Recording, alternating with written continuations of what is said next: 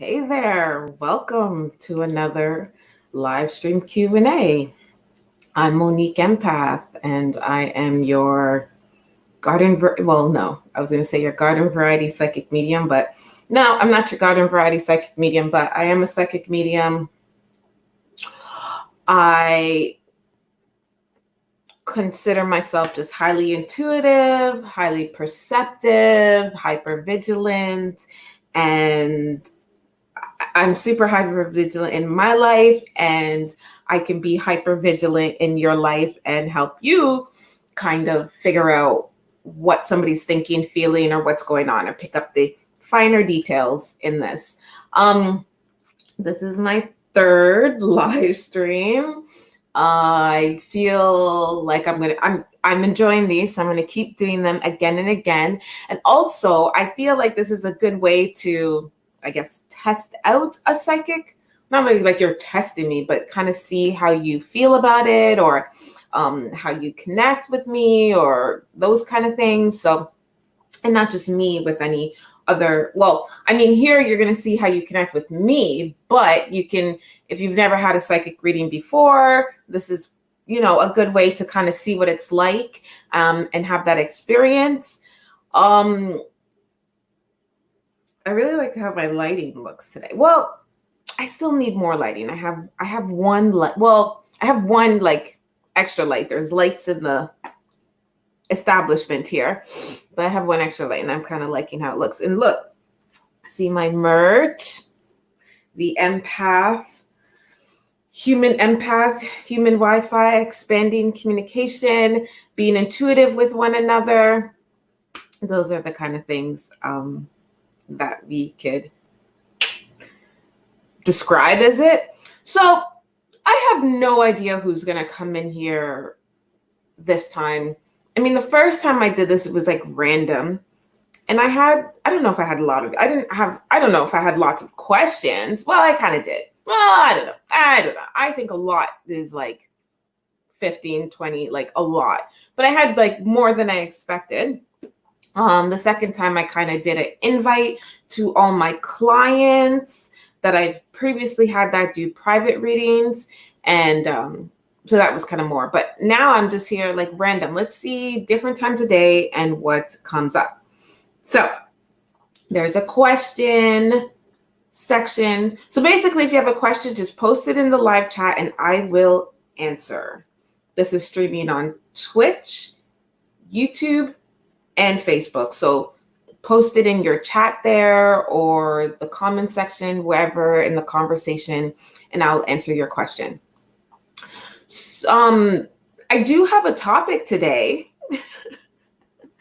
I figured that if I'm going to sit here waiting for people to ask questions, okay, I have to say this. The most interesting thing, well, not the most, but one of the interesting things I find about my career is that randomly people are constantly asking me to give them a reading and give them a free reading. Can you give me a reading? Can you answer this for me? Can you, check up on this? What's that? And they have all these questions and they don't, I want to say they don't want to book, but maybe they want these services for free. Really, I think that's what's going on. But sometimes they don't want to book because they really only have a couple questions, or they don't know what it's like to pay or whatever. Maybe they don't trust the process, all these things. But I find it interesting then when at that moment they want a psychic. And I think I know why. Okay. I think I know why this happened, but let me explain to you what happens. And then let me explain to you why I think that happens. So they want a psychic reading at that moment and they want it for free. They want me to use my hypervigilance that I use in my life for them and their life. So they want me to expend my time for them at that moment. And I invite them to have a private reading. And tell them, I'm available. Oh, speaking of that, I have to kind of shut down one of my reading options while I'm doing this live. I just had a whole bunch of thoughts because I'm trying to say something. Okay, what am I trying to say? Oh yes, the people who want a free reading. I feel like they always want a free reading at a particular time, and I always invite them to. I let them know that it's a self-booking schedule. You can book yourself in. You could see my schedule, and you could book yourself in, and have that time. So even if you really want it now, you can really. There's no rush. Unless like you are trying to really want a reading now. But what I'm saying is that I'm pretty much always available. So that's what I let them know. And then I'm like, okay, how about I do a situation where people can ask questions for free? And I find over the years, setting up a situation where people can ask questions for free, people then don't know what to ask. It's like they get so excited. Oh, I'm going to have a free reading. I'm so excited. And then I guess they don't know what to ask. I don't know. It's kind of like you really want something. You think it's exciting, but then you're like, wait, what do I really want? Like, what do I really want to know? So I'm not surprised if like people don't really know what they want when they want it. And then, so I was going to say, I think I feel like what happens is in the moment you're having like something is going on, you're having anxiety or something happens and you want to know what's the outcome or you want a prediction for that particular thing in that moment. And so you want it then, you want it now. There's like an urgency. But if there is no urgency about anything and there is nothing, it's like nobody thinks about their future. Nobody thinks about their future until they're stressed out about it. I mean, that's kind of how life goes, but is it too late at that time? Do you want to wait till you're stressed, something is going on, you're completely stressed about your future or the outcome or what's going on? And then at that moment, it's like, what do I do? I have another thing about that. What do you do at that moment? Or get into a place and think about all your goals, your ambitions, the things you want, or relationships and all those kind of things. You get into a place and like, okay, let me get a deeper look at that time. And then it's like not such an urgency. It's nothing. And then you can book a reading, you can, you have more things to think about at that time. Yeah. People always want something when there's a saying, it's like you only want it when you want it. You only need it when you need it, which, I mean, that's kind of what a psychic reading is. You only need it when you need it, or that's how they usually come about. But I think there's an advantage of thinking about certain things in life and saying, hey, what is my behaviors and actions and thoughts leading to? Like everything that I'm doing now, what is it leading to? What is the path that I'm on before there's a crisis on the path? So, hey, think about that. Throw that in. Maybe that's something that could really get you going. So that way, when somebody's offering you a reading, you can think about it like that. I'm just going to share this. Oh, you could share it. Okay, so share it to my profile. Okay, so yeah, so that's what I think, that's what I'm trying to offer you, a space. And this is so regular. So just like you can always book me for a private reading, you can always, come in here and enjoy a free session. So don't get all anxious, be like, oh my gosh, she's doing a free session and blah, blah, blah. Just know, like, if you don't come in today, just think like, maybe, I'll subscribe. This is the YouTube part or the social media part. Subscribe to my YouTube, like my Facebook page, follow me on Twitch. Well, yeah, follow me on Twitter. I don't really post on there. It's overwhelming. Am I the only one who finds Twitter really overwhelming? Okay. follow me on Twitch, and then you'll be able to see when I'm doing these things. And let me tell you, there is a schedule. I'll put up a schedule, but it's technically, I think we're doing Sunday, Wednesday, Friday. But the times are going to vary because, you know, I'm a little bit of a witch. I can't do anything on schedule all the time. Well, I can, but we're going to do it like that. So again, if you are, I like this little ticker thing going on.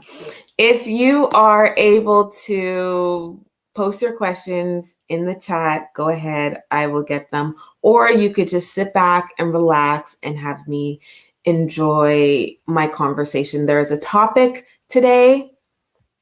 So I think we have time. I have a producer, but my producer has homework and other obligations. So I'm here left to do this on my own. Okay. I totally want better lighting. Okay. So I have an itinerary. Like from the last time I did this, I didn't have an itinerary schedule, but now I definitely have an itinerary and a schedule. So we'll definitely answer questions, post your questions. There'll be a section where I'm just going to start answering all these questions. But to make this fascinating or interesting, or you know what, half of it is to like get my thoughts out and have fun with these like fun things in the stream app that I'm having fun learning how to use. Okay. So, and I have fun videos. There's always some fun videos because I learned how to insert videos now. I think that's my ramble. Is that my ramble? How can you take advantage of a free psychic reading? People usually want free psychic readings when they're overwhelmed or stressed. And that's when they're like, oh my gosh, I want to know what's going on, you know? And at that time, it's kind of like, you know, the intention of a reading is that you're going to hear information about something that hasn't happened yet, so you can get ahead of it. So you can take control of the situation. It hasn't happened. You're hearing about it now. So it's kind of giving you the power. So if you wait till you're in a crisis and then you ask it, sometimes it might be a situation where there's little you can do to alter the upcoming future.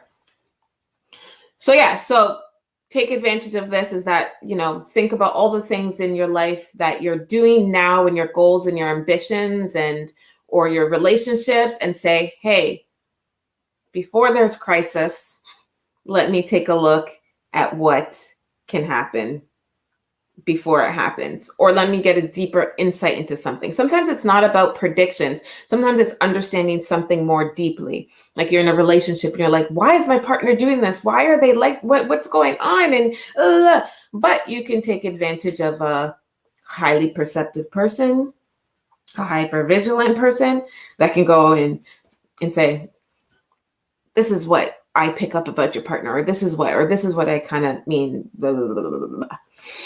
Okay, so there's a topic today because I'm going to try to have different topics each time I do this, a kind of a focus. Again, keep posting your questions in the chat. I see them, they're there, and I'm going to answer them. But to entertain myself and to entertain the masses that watches this on replay, okay, this is my little video of our topic.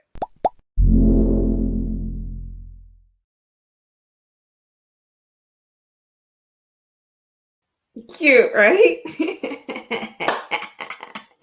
Okay. Oh my gosh. If, you know, taking advantage of doing these live streams just so I can like get my excitement about editing little silly clips. It is scratching that itch. Okay. So hi, Christopher. Hi, Hope. Okay. So did you see that? I'm going to do it again. For the people in the back. Okay, here we go.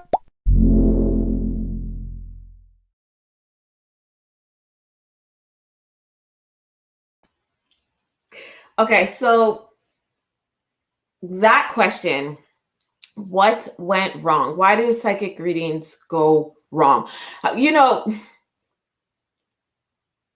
I was going to say that I wish there were some regulations on psychic reading, but no, that's a whole other topic. But what I'm saying is that clearly we all understand that there are some, it's hard for me to say fake psychics because people will say, oh, that reading was wrong or that person was off. She's a fake psychic.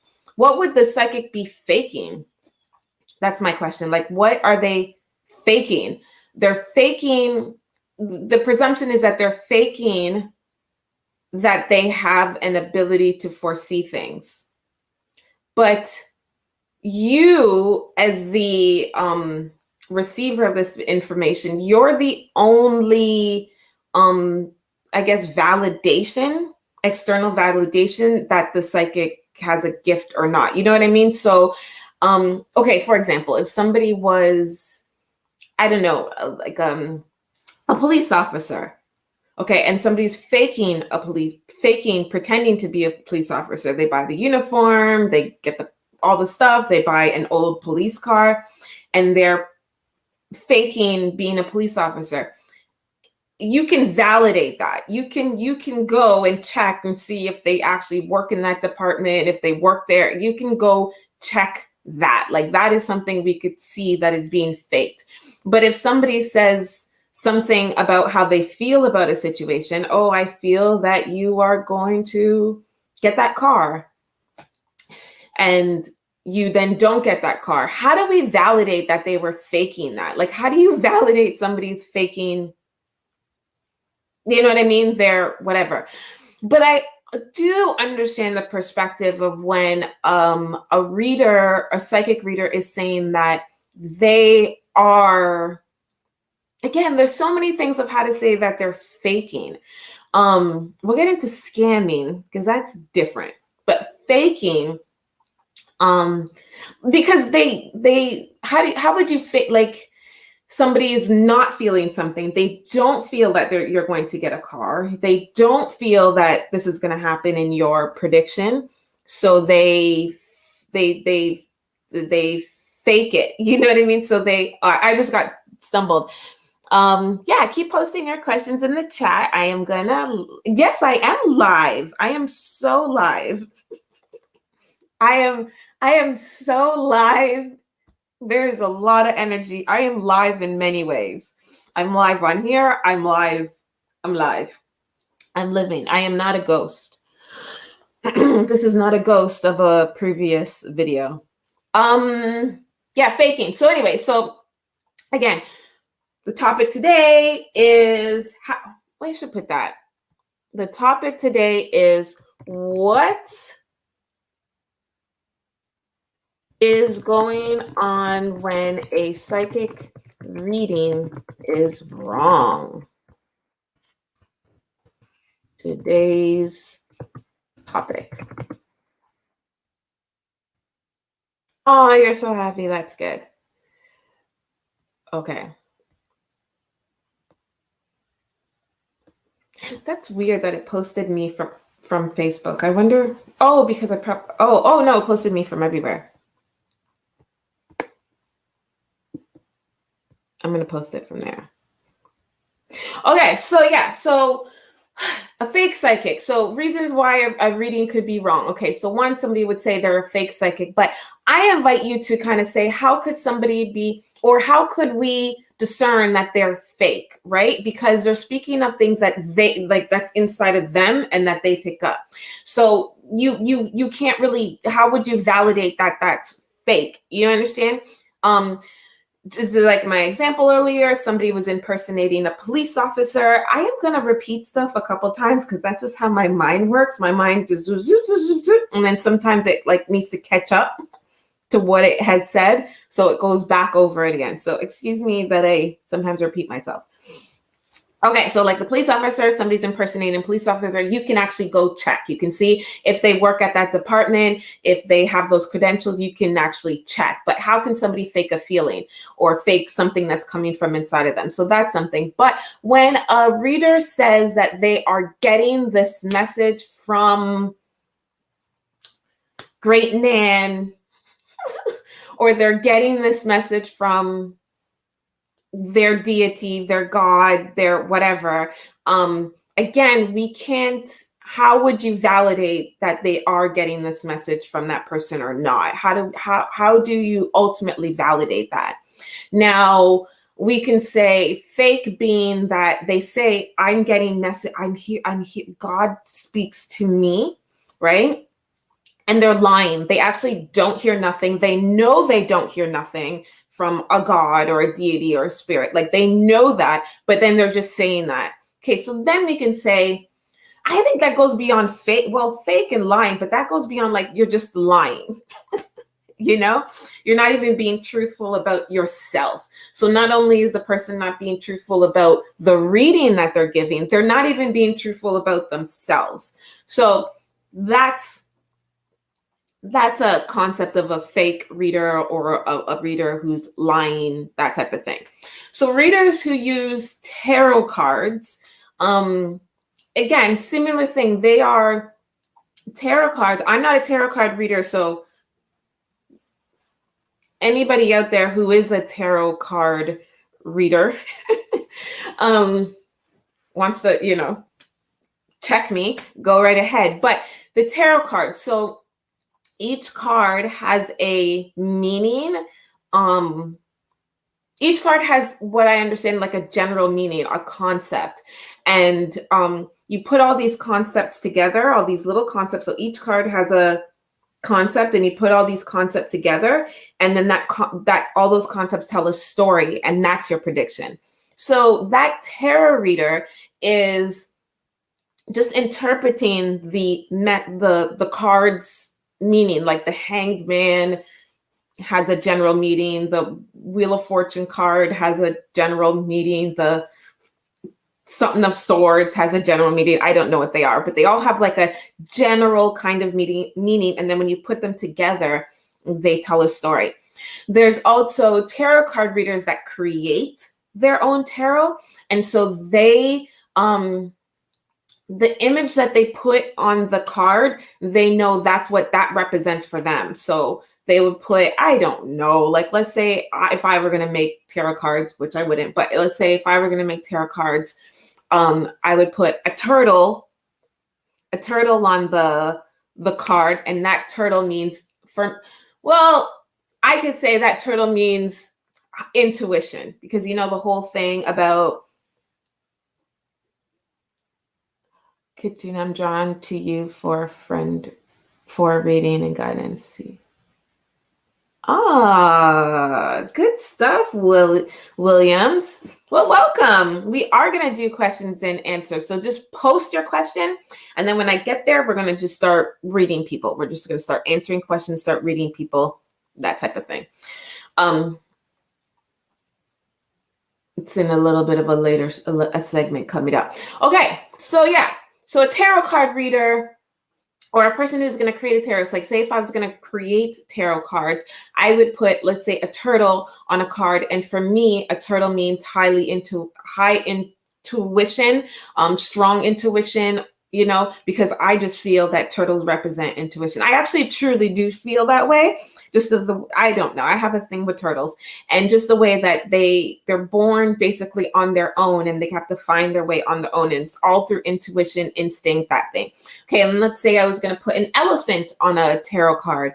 So, and for me, elephant really does represent like maternal and empathy, internal and empathy. Yep. Continue to post your questions. When it comes to questions, your questions are there and they stay there, and then I'll go and we'll answer your questions. So if I was going to put an elephant on the card, that would be maternal. So anyways, I would put all these little symbols on these cards, and then I shuffle the cards, and then I, create your spread, and those things, all those cards, those general meanings connect together and find an individual meaning for you. So in that sense, that reader is using their own symbolism and connection to create a story. So again, when we would say that they're fake, like a tarot card reader is fake, like what are they faking? It's their own perception and interpretation of what you are going to experience. And it's you that decides if it makes sense or if it doesn't. So that's one concept about my topic. Ooh, keep the questions, like ask so many questions. I'm actually seeing them and I like them. So that's one concept about, okay, how can a reader be fake? I don't see how they could be wrong, but whether they're fake or not, who is to judge? You would be the judge if that reader connected to you or it made sense or not.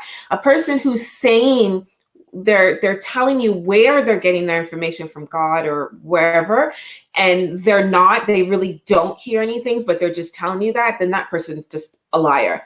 And then tarot card readers or any kind of readers that use any tools and stuff, again, it's their communication of that particular item, and then they put it together to create your individual story, luck of the cards, those kind of things. They're putting the energy in the card. So the reading is through the cards, not necessarily through the card reader. The card reader is just translating the cards for you. So awesome. So that is that. So again, so now we understand the levels of how in the first place you could say a reader's fake or bogus or whatever. We understand that the judge of them being fake or not is only lies in you. And really we can't judge somebody off of what they feel and say that they're fake or not. They feel that. Okay, so what happens when a reader gives a reading for, like, let's different concepts. A reader gives, let's do predictions. That's really what my topic is about. Let's say a reader gives a prediction and then they say this will happen in this amount of time. And then that time happens and then it doesn't happen. So a couple things happen in that situation. One, it doesn't happen. The prediction, like it just never came to pass. Or it did not come to pass in the way that the reader said it. Like it came, like it was very opposite or very contradictory to what the reader said, but the situation occurred, but it just did not happen. And then I guess the next one would be like when it just really is so unrelatable, like it's completely unrelatable. So those are predictions. So that is, we have to understand what a prediction is though. A prediction is someone telling you what they are seeing or believe is the outcome of a situation or what's going to happen. So a prediction is not a reader saying, hey, if you, this is what happens a lot when they say, don't call him, stop communicating with him, and then he'll definitely communicate with you. So that's a prediction couched in advice. They're basically telling you what to do, right? They're telling you to do something to create an outcome. So that is not completely a prediction, right? Because then if you don't do according to that perception, that what I was going to say, ideology, that kind of kerfuffle, that kind of system or program or situation or theory is that I tell you what to do or what not to do. And if you take heed to that instruction, then it will create this outcome. So that's not really a prediction because that is like, that's dependent on so much of what they tell you to do. So you would have to first, one, hear that and then follow that, so that's not a prediction. What else wouldn't be an actual prediction? So, and what wouldn't be a prediction is like when you're not, like say you have Well, it's two things. Okay, say you have no intentions of doing something, right? So you have no intentions of traveling to a foreign country on a plane. Like you're not going to do that, right? Like you don't want to do that. You think of, let's say you even think about it. You're like, but you did not buy a ticket. You have no intentions of really doing this, right? But you ask, if I did this, what do you see happening? So that is not based on what the reader might be like sees actually happening in your life. This is you saying, if I were to take another path, if I were to choose something else, what would happen? So the reader could articulate this. If you do that, this is how I can see that unfolding. Again, that's not a straight prediction, because again, that's something that is not you're not on that road. Think of it as a road. Like there's the road to the yellow brick road, and then there's I don't want to do the red pill blue pill thing or whatever, but let's go there. There's the yellow brick road, and then there's a blue road, and you are on the yellow brick road and you're going on there and all those kind of things, and it's veering off. So now your yellow road is here and the blue road is there, right? And maybe they started off, but now they're different. It takes, not only would you have to do some leaps and bounds to get onto the other road, you really have to go back and kind of backtrack. So you're on this yellow road and this is where you're going. So the reader, the actual prediction is what's happening as you're taking those steps. They're jumping a couple of steps ahead of you to see what's up. That's a prediction, right? But if you're on this yellow road and you're like, what would have happened if I took the blue road? The reader could say, okay, these are the probable outcomes of what would happen. That is not an actual prediction. Hi, Brad. Of course. Of course you can get a reading. Post your questions in the chat, and when I get to the question and answer part, we will do that. So, and we will get to the question and answer part. I'm not just like saying post your question and we're not. It's just that because I'm not going to be here all day long, and yeah, and we have a topic. Okay, there's going to be a topic. The topic is really for those who are in the rewatch crew. They can, that's what really the top is for. People who are going to rewatch this and then see what a reading is like and those kind of things. Anyways, okay, so you are on the yellow road and that's where you're going. So the prediction, the most likely prediction is, yes, your questions did come up in the chat. Your most likely prediction is what is going to happen on the yellow road. So the psychic is going to jump a few paces, steps, miles, kilometers, years, months, weeks ahead and see where that is going, right? If you say, excuse me, I'm joking. If you say, but what would have happened if I took the other road? That is not, if you use the other road, that is not the actual prediction that the psychic sees. That's your probable. So that's that. Okay, so we understand what prediction is, right? A prediction is the linear. It's giving you insight to the things that they see is happening along the current path that you're on, or along the path that you are most likely to be committed to and to go down, right? Okay, so predictions aren't telling you do this and then this will happen. Don't call that girl, don't call that guy, and then they will call you. Or you need to go buy this and then that will happen. That's not a prediction, because that's dependent on you following somebody's advice. That's just, how psychic would I be if I just told you what to do and you did it, right? And a prediction is not you having no intentions of doing something, very far or somewhat removed from a certain situation, and then saying, hey, what would happen if I do this? Because you and sometimes it's like you're not even really going to do that. Okay, So given those things, why would a reading go wrong? So again, for those reasons. So again, you're on the yellow path and then you look over on the blue path and you're like, oh, looks interesting.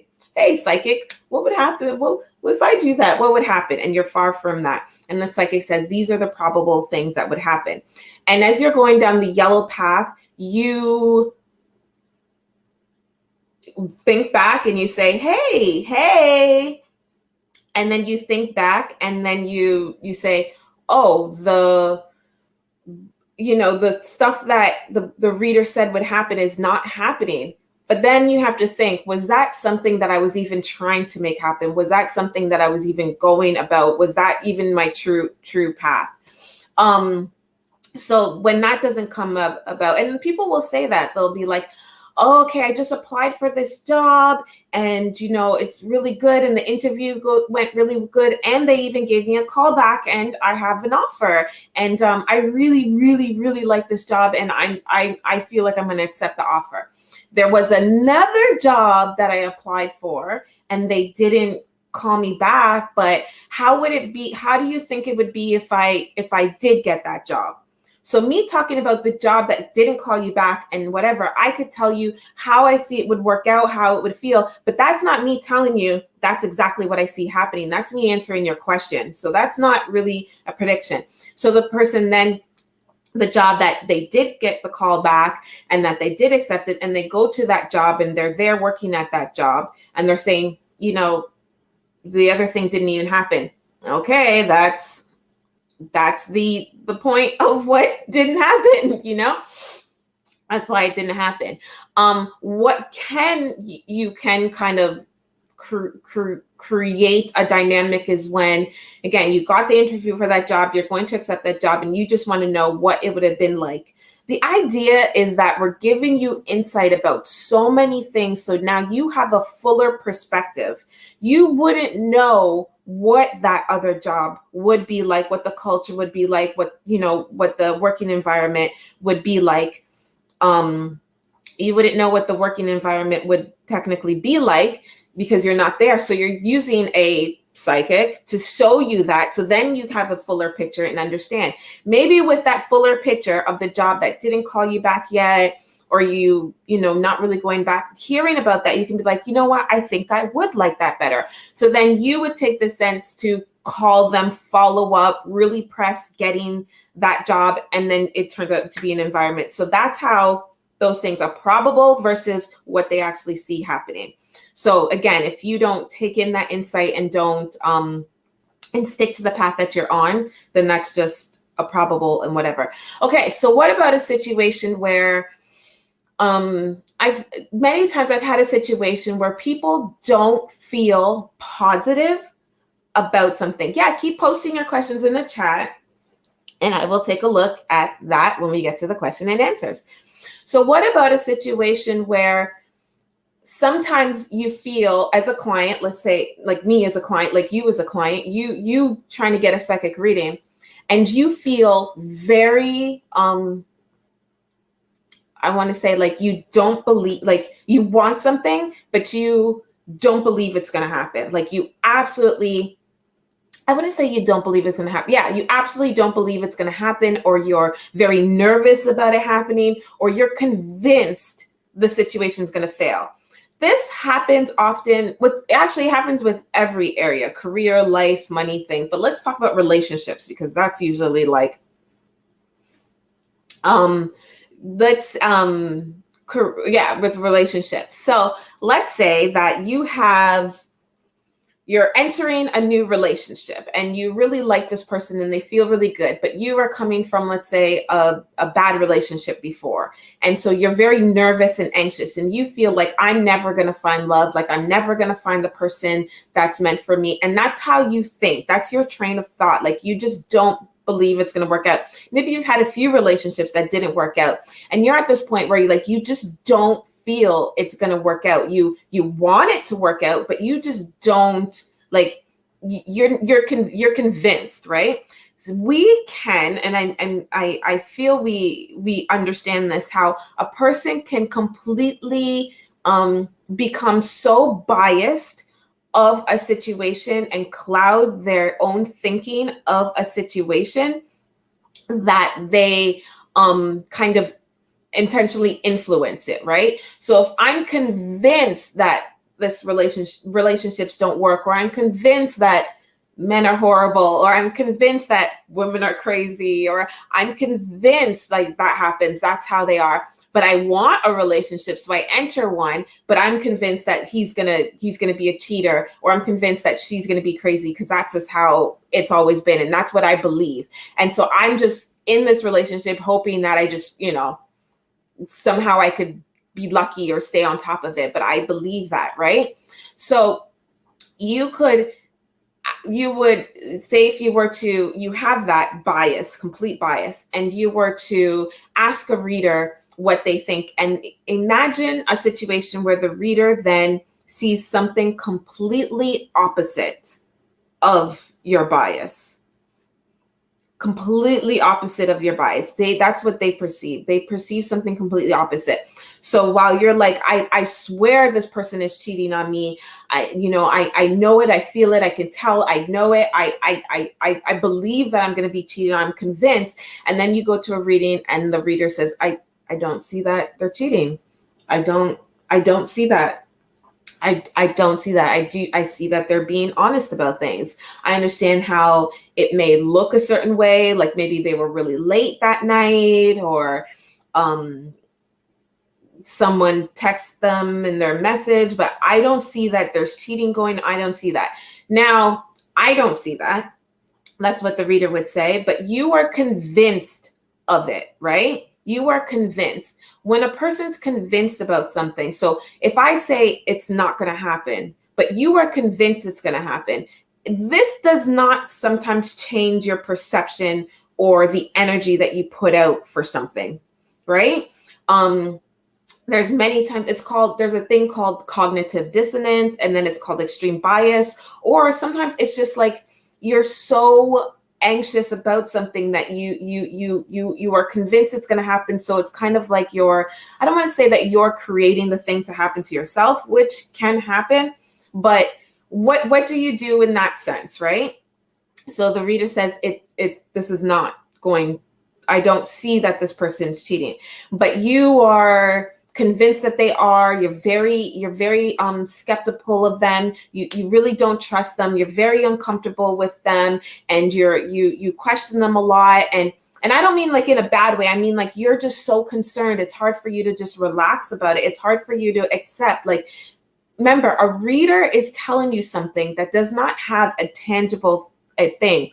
So it's not like the reader is showing you, like, literally like going in this person's phone or this woman's phone and showing you. Like, you have to then trust at one point that the reader is accurate. But if you don't trust, how are you going to trust the reader? So then you're going to continue on a thing of, this is what they're doing, whatever, and you are might be creating or perceiving an environment of something that is in your own perception. So then the partner gets a text from a coworker, and it's a very innocent, it's not affectionate at all, but that just makes you angry, so angry, and then you end the relationship. So you're reading about the relationship working out or the relationship not working out, did not go the way the reader saw it. So then you would ask, okay, well, why wouldn't the reader see that?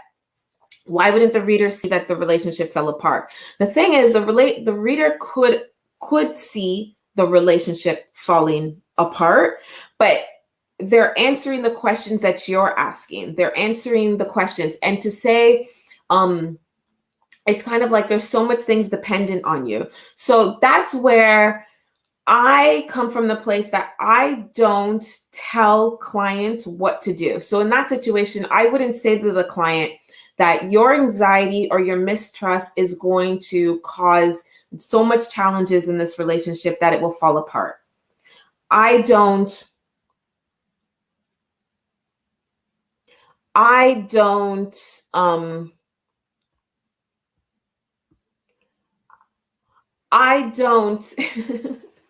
just got an interesting an interesting thing. So I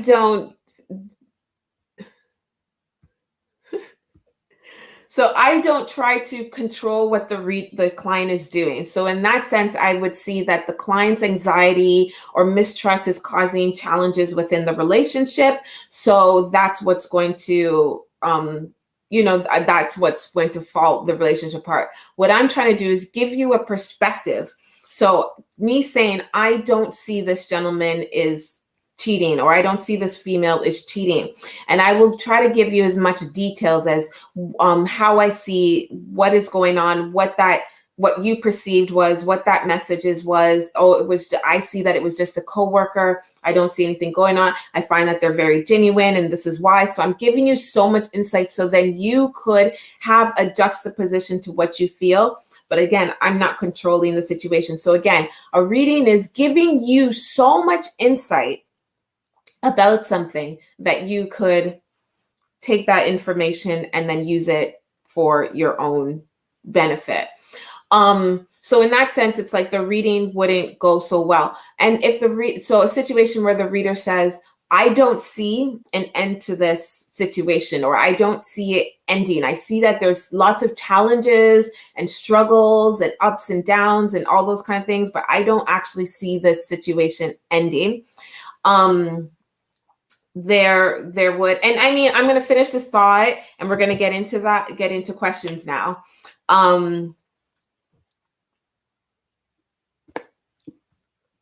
So yeah, so we'll step into questions in just a little bit. I'm here, Monique, Christopher. So that's what so those are the situations where it could make a reader's reading wrong. So one, so that's a tricky situation because I come from a place, I'm trying to give you as much insight about the situation and details about the situation. So then you have more value, you have another perspective to entertain your perspective. The idea is that if you hear something, like hearing, I don't see that this is happening, and these are the reasons why, and let me give you some details on why I don't see this happening, or what's not, what's going on. When you're convinced of something happening, right? It's the idea of you to be able to not necessarily just completely trust the reader, but to be able to have another perspective to say, okay, I totally feel this is what this person's doing, but I just got another perspective that they're not. Okay, so maybe I could try to balance both too. Like, obviously I'm not going to trust so much, but maybe I'm going to, there's a little bit of a comfort in this other perspective. Is to open up your perspective. You control what is going on, not me. And then another reason why the reading could be wrong is timelines are,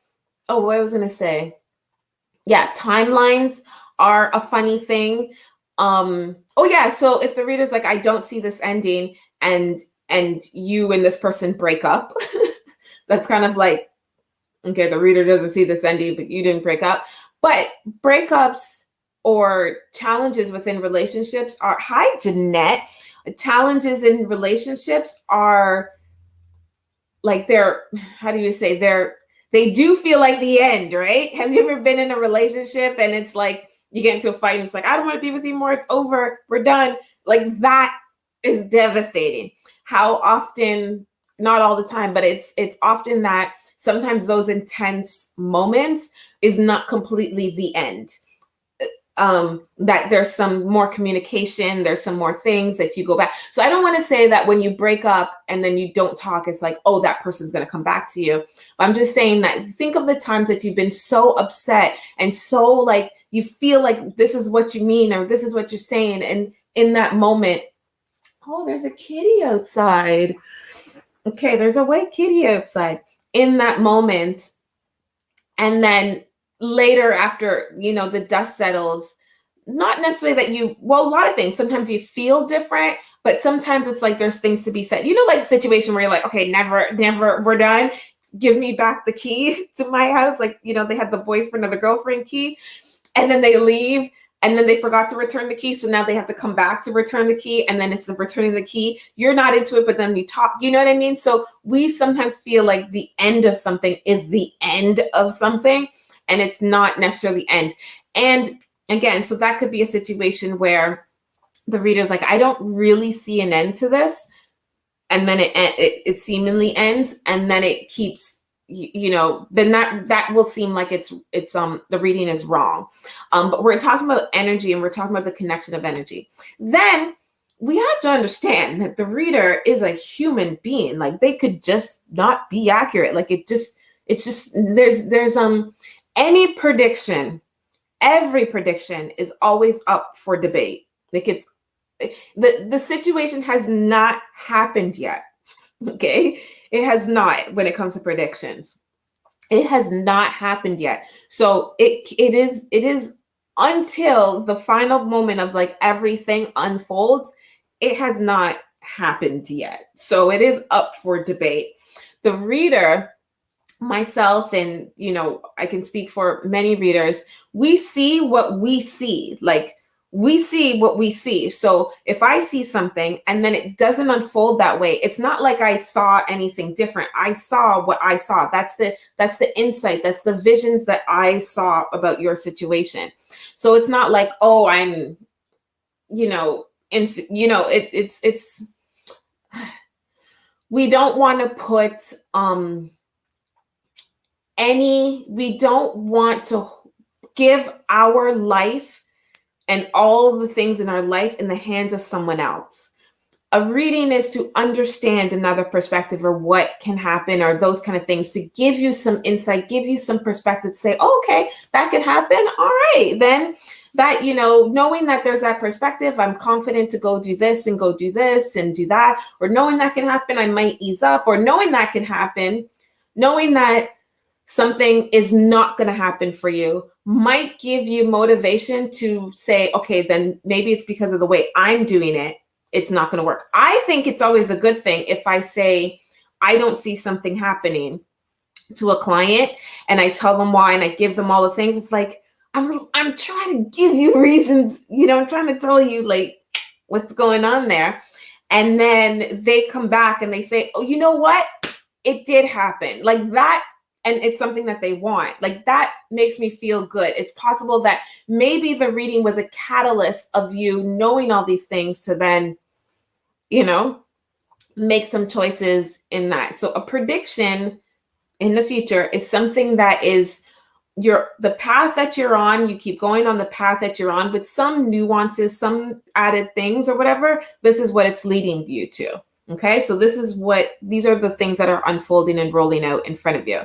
The path that it's there and you're here, right? So it's like you do all these things and there's some nuances and you're going to get there, right? But if you get the prediction at this point in your path and you're hearing all these things, it does reside in you to say, okay, I heard all these things. And as you're going, you're like, oh, this was something that I got a perception of. Okay, so I'm going to take a different route and go that way, and then accomplish the goal. So think of it as like a maze.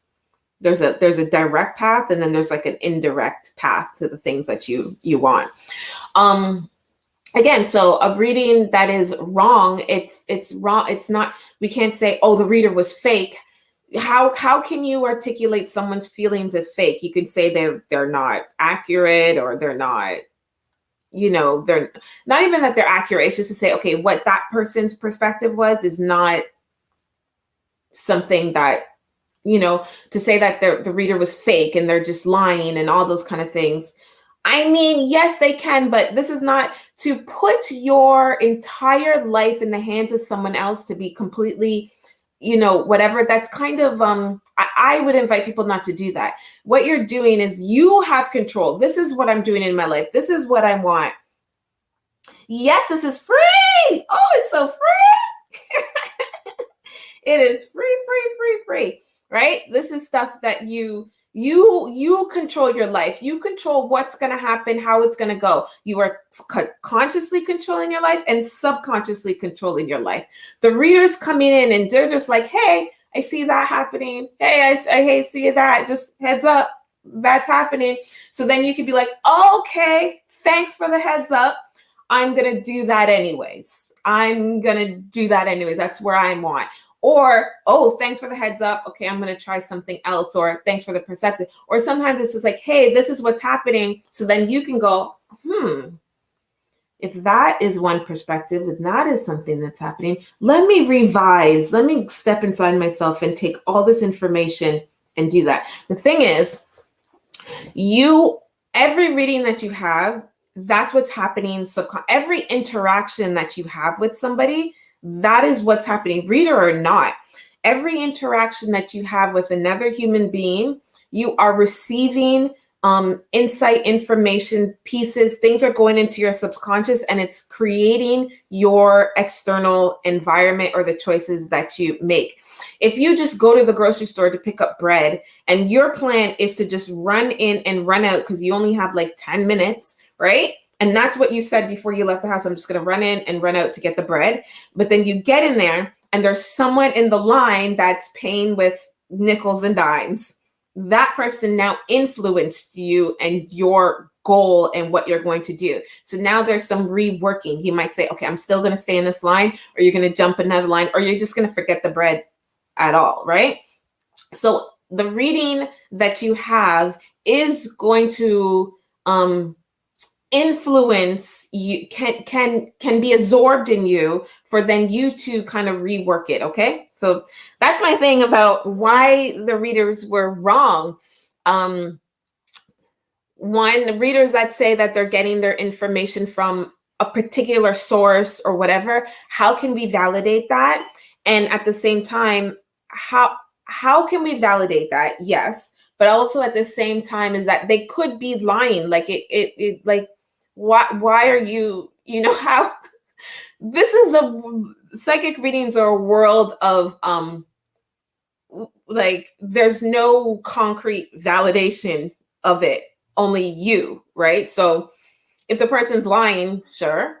If they're not lying, sure. You know what I mean? It's not like you're going to an encyclopedia where it has logical facts and then you could say, okay, that's wrong. You understand? So always enter a psychic reading with me or anyone that you choose with knowing that you are trying to solicit information and perspective from this person, but then you already will already sometimes when I read a question or read the chat, then I get distracted because I'm squirrel. I can't do all those things. Yeah, I think that's what you guys get. So you guys get that? That's why readings could be wrong. Readings could be wrong because you really you're asking a probable of something that you actually aren't even going to do. So the reader's telling you, like, if you did all these things, then this would happen. A reading could be wrong if the reader uses terms like, you should do this, or this is what you need to do, or my advice is to tell you to do these things, and that's where you get the outcome. Because then it's like, now it's all dependent on what you do to get that outcome. So there you go. That's not an actual prediction. And a prediction of this is the path that I see you on. That is a prediction. And the reasons why that could be wrong is because sometimes if you just don't believe something or you're biased to it or you don't want to believe it, you are going to continue to block yourself from it and have that actually happen. I don't want to say self-sabotage, but it kind of is that. But I don't want people to go on and say, if they get a reading and the reader tells them something that they just don't believe, and then they think, oh, it didn't come true because I self-sabotage. But if it's something that you just don't like, again, like the example is like the partner cheating and you are convinced that your partner's cheating and the reader says they're not, but you are convinced that your partner's cheating. That I don't want to say the reading is invalid in that kind of sense, but it's kind of like you control what you are seeing. You are the ultimate authority of what's happening in your life, that type of thing, right? And then let's say you have a reading, and because this actually was I had this type of reading, and this was a reading that started my career. And it was with a client, and she was working this job, and she had no questions about her job, to be honest, because her job to her was so secure, so comfortable. Like she actually had questions about her whole relationships and other things. But at the end of the reading, she said her job was secure, but she wanted to expand within that job. And so she had a question about, oh, and then I think we're going to do this at the job. And do you see that happening? I go, no, I don't even see you working there. I don't see this. I don't see that you're going to be working there at all. And she was like, what? No, we are. We're doing this. We're taking on this department and that, and this is what's up. And I'm like, I don't even see that happening. And she left the reading, and she said her communication to others was that she's good at relationship readings, but I don't know, her career reading was a little off, right? And then lo and behold, 2 months later, the establishment did shut down and she lost her job. And it was like a quick bam, wham thing. No, well, obviously the people that were making those choices knew, but they didn't tell the whatever, right? It was a little bit of a tragedy. She had made all these plans and all these things about whatever, about as if the job would exist, right? And so when I told her I just don't see it. I wasn't saying that her plans wouldn't work. I wasn't saying anything. I was just saying, I just don't see you at this job. Like, I don't see you at this place. And and so again, she didn't do anything wrong. She's just a person having fun at a psychic reading. But the advantage of that was her to say, okay, I don't see how the job shutting down would ever happen like that. Monique might not have been of right, but you know what? It opens up my mind to think, like, if the job shut down, what would I do? And the thing is, she was working for a company, and she was a, like, how do you say? I don't want to give it up because people who might read this might know, and I don't, but it's like she was a service provider for a larger company. So this establishment provided the area for her to do her job, and so she always had some thoughts of like expanding her line, her things, her products, and all that kind of stuff. And so when this place shut down, like and actually that's what she ended up doing. She shouldn't have to be, I don't know, I think the chat is getting funny. So when the job shut down, she was forced in that kind of concept to actually expand her own brand, and she ended up having her own establishment. That's what happened. But she did not want to do that when she was seeing me. She wanted to continue. So let's say she took in a perception, not to say that she's like, she saw, because MoniqueEmpath said the job's going to shut down, that she was like, okay, I'm going to start doing my own thing. I'm going to listen exactly. But it was to be open up her perspective, say like, if the job shut down, let me take a look at things about starting my own establishment and that. I'm not going to jump into that, but those kind of things. So there you go. That was a reading that seemed to go wrong, but it didn't go a different way and that kind of thing. All right, you guys, I have talked and talked and talked and talked and talked. So I think I've entertained. Okay. So now we're going to ask questions. There are some questions we're not. So now let's get into the next portion of the live stream where we ask questions. So I'm going to post my little video and get ready for that segment. So again, everybody who's just been watching afar or whatever, and you want to come, like, we're going to answer questions now. Okay. So this is,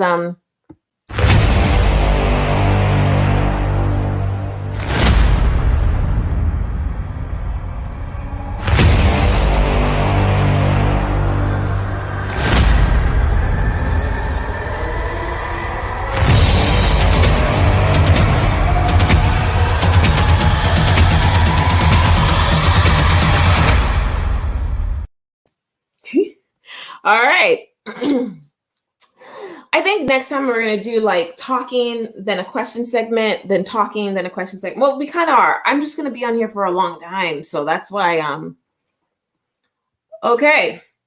So answering questions now, and a couple things to know about me. I don't connect to spirit guides. I connect to you. You are the spirit that I'm reading.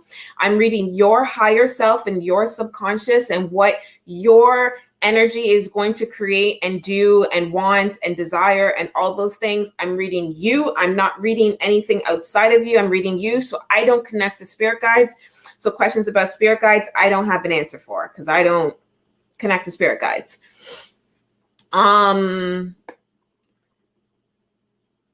Next, there's no medical questions, no pregnancy related questions, no if I'm going to have a baby questions, no medical diagnosis. I can't, if you have something going on, I'm not going to diagnose you. No legal questions. I can't help you get off a case. I can't help you commit a crime. I can't help you steal anything. I can't help you get out of anything. I can't help you mastermind anything. If you are committed to doing these crimes, you need to use your best intuition to figure out how to commit these crimes. If that's what you really want to do, I'm not assisting and I'm not assisting you getting out of those things. Sometimes they're not crimes. Sometimes you aren't you are the plaintiff.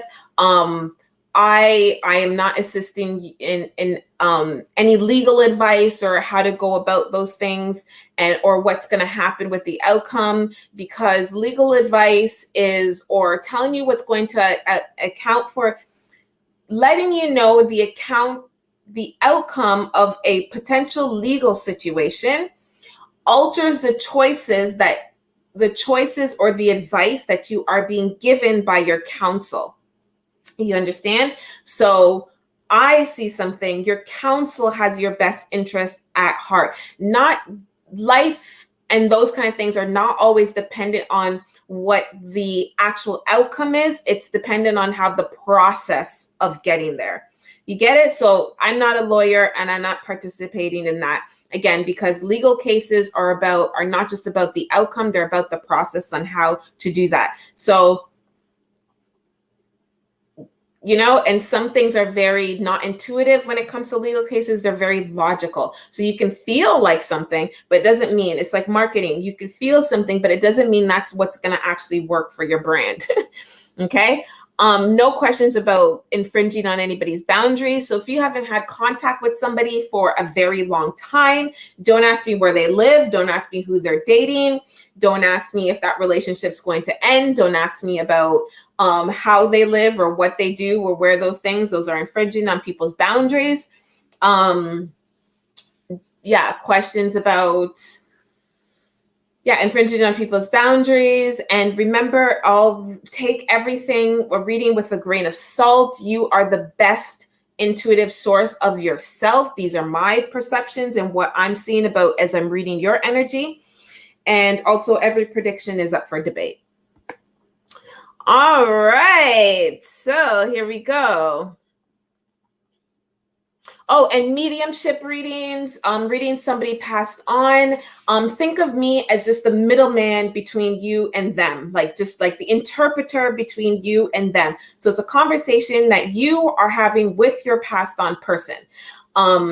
You just as if you picked up the phone and you're asking them stuff. Passed on people don't necessarily have messages or higher, messages to give you. They're their regular person. So think of any person living right now that you're going to pick up the phone and call them, be like, hey, Dan, do you have any messages for me? Do you have any messages? Not necessarily. They're still the same person. So, be interested in asking those kind of questions. Okay. So we didn't even get much questions, so we can actually and questions about people who've passed on, if they're okay. Yes, they don't have a physical body. They're not living a day-to-day like you are, so they're very it's comfortable. They're definitely okay. They're more than okay. They're so, they don't have the constraints, so they're okay. So all questions about your passed on people and saying, are they okay? Yes. yes, all the way down the board, they're okay. There are times where I could say that it really helps you, like, depends on what you mean by are they okay. They are okay. They are comfortable. They are content. They don't have, we want to attribute our feelings to someone else. So we are wondering, like if they've gone into another room and are they okay in that room? They're in every room. They're in every peaceful place. They're okay. If you're asking about how do they feel, those are questions we can answer. How do they feel? What are they feeling? What are they, thinking? What are they, those kind of things. That question can give you more answers than asking, are you okay?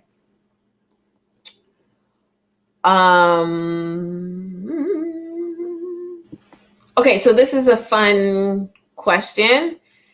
Katina.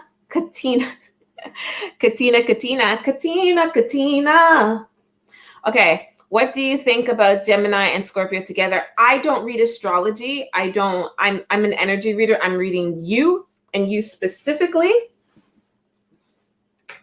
My lights are all going weird because I've been talking a lot. I'm reading you. I was just doing that. My brain. Okay. I'm reading you and I'm reading you. I don't read horoscopes. I don't read astrological signs. I can say, though, that when I read to people or a person and I'm picking up certain things about them and certain characteristics about how they are, and then later the person say, oh, I'm a Gemini, for example, and then whatever Gemini usually says, I've often find it kind of like it makes sense. Like I'm not reading what Gemini. I don't really know. I don't really look at that.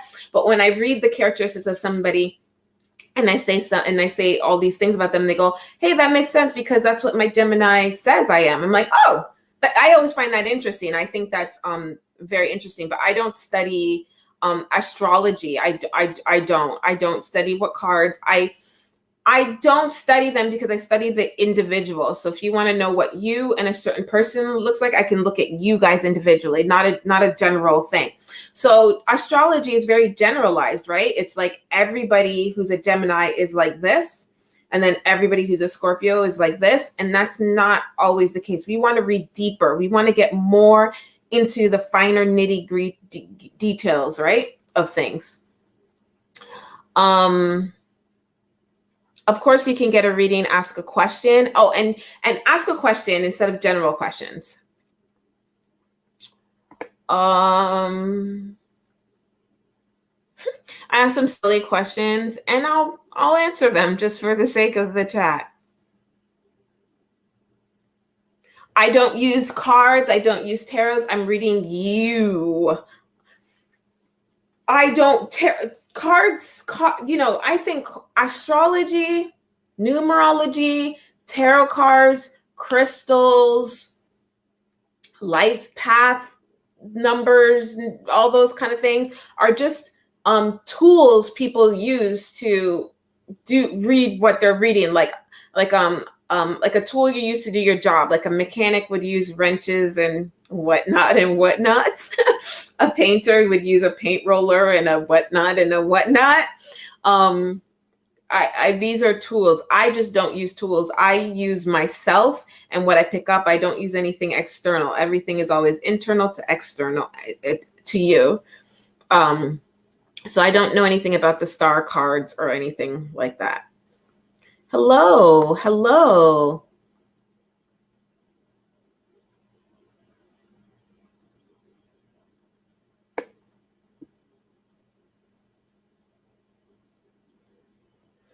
So I'm answering some of these silly questions. If a psychic reading says someone will live a long life and I kill them, what happens? It's not a very intelligent question. Let's dabble into that. If you kill them, and what happens? So you're asking them, is the question asking what happens after you've killed them? Is the question asking about what happens to you after you've committed murder? Is the question asking, yeah. And if that has happened, I don't believe that's happened to you. So that poses a probable, again, remember I was talking about predictions and what's a probable? So I don't pose that's happened to you. And so there's so much probables of what could happen and what you mean. What's my opinion on Kuwait? So I don't have an opinion on Kuwait. I don't know enough facts. Notice I'm not saying my intuition. I don't have enough facts on the whole details of that. From what I understand, there's two different positions, and there's two different positions, and the taking a position of either position is very complex. Like one seems pretty obvious to take that side somewhat, right? These are the facts. It seems like it's obvious to take that side, but once you understand the other side and start to really dig at that, there's some things. So I think it's something that I feel we should all be cautious of making any opinions, even if they're just opinions or judgments on that, without actually knowing. So I think the people who actually know or experience or understand it, they are the ones that I'm looking to educate me to then form an opinion. So I don't have an opinion on that. To be honest, like really, I don't have an opinion on Kuwait, an intuitive opinion. So my intuition is that, and I know this is going to sound so ridiculous, but my intuition is that there are, how do you say? There are, I want to say complex, but like I said, once you really hear the voices, the people, and the side, I do feel then a position can come true. But I think it's more of like, somebody saying, I don't like this, and this is what should happen. And the other person saying, no, this is what should happen. I think it's more of like some, and I hate to sound cliche, but like a communication issue. And it's also like a moral issue. So how can you argue with someone who more like if the situation is somebody truly morally feels a certain way, we're not going to judge whether it's wrong or right. We're just saying that they truly believe that with the fiber of their being. I think we have to tread carefully with that, because we have to understand why they believe that, what it is to them, what it means, and how does it influence their environment. So again, I don't have an opinion on that, but that's my intuition position, is that I feel like there's some deeper stories that are being told, and there's a deep underlining reason of why people are in their position. It's not just like, oh, we think this and we think this. I think it goes very deep in the human nature and moral foundation of each party. So I would love that. Hello for Hamburg. Hamburg. Das Hamburg. Das Humbug.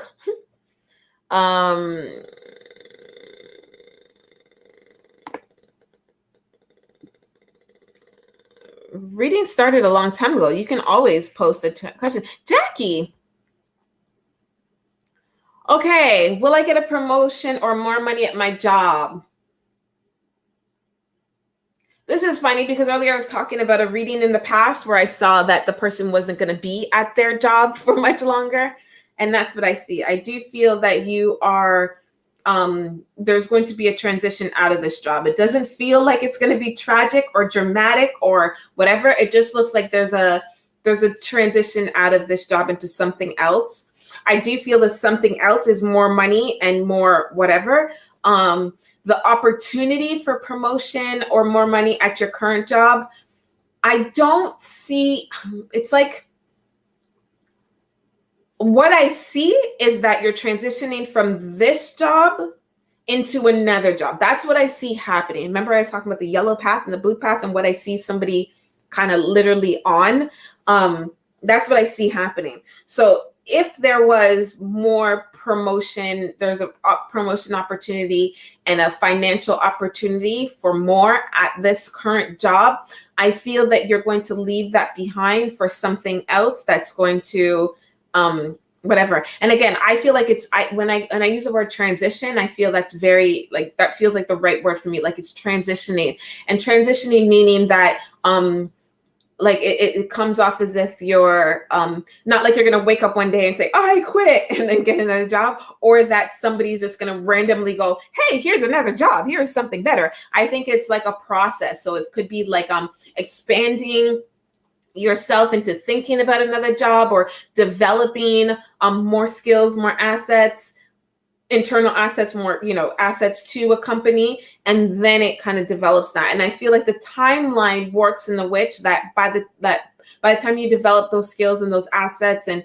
life kind of transitions, that's when you are in the new job. So you won't, in the current job, it's like you're doing all these things and nothing's gonna go. I do see a conversation where I'm seeing a conversation that, again, like I said, the opportunity for promotion and more money, I do see is a little bit in there at the job. But again, I feel it's kind of like, let's say you did develop more skills and assets on your own, right? And then boom, you're like at this really higher level within your skills, your assets, your capabilities, or your ambitions and goals, right? And then somebody offers you a new job where you can apply those. And at the same time, your current job offers you a promotion with more money. I see that you take the other job. Like, I see that's what happens. So I've seen like a transition into the new job there. Okay, so it's really, again, I go back to how I say, when I say, hey, you can ask a free question, ask some questions and get a psychic reading. And then people come in and then they're like, they don't really have questions because I rambled for about an hour and then I started asking questions, and there's not much questions in here. But I also think it's just like the structure of how this thing goes. So yeah, that's why I have a ticker that says post your questions in the chat. Like, post them. I go back and I will read them. They will not get lost on you. Okay. So again, I am going to put this up. So about this question, is there any in spirit there for me? So again, I don't read spirits. I read you. I read your spirit. It's your energy that I read. I'm not using any other, I don't know what they are. I don't know, archangels, right? Archangels or spirit guides. So a spirit guide is you.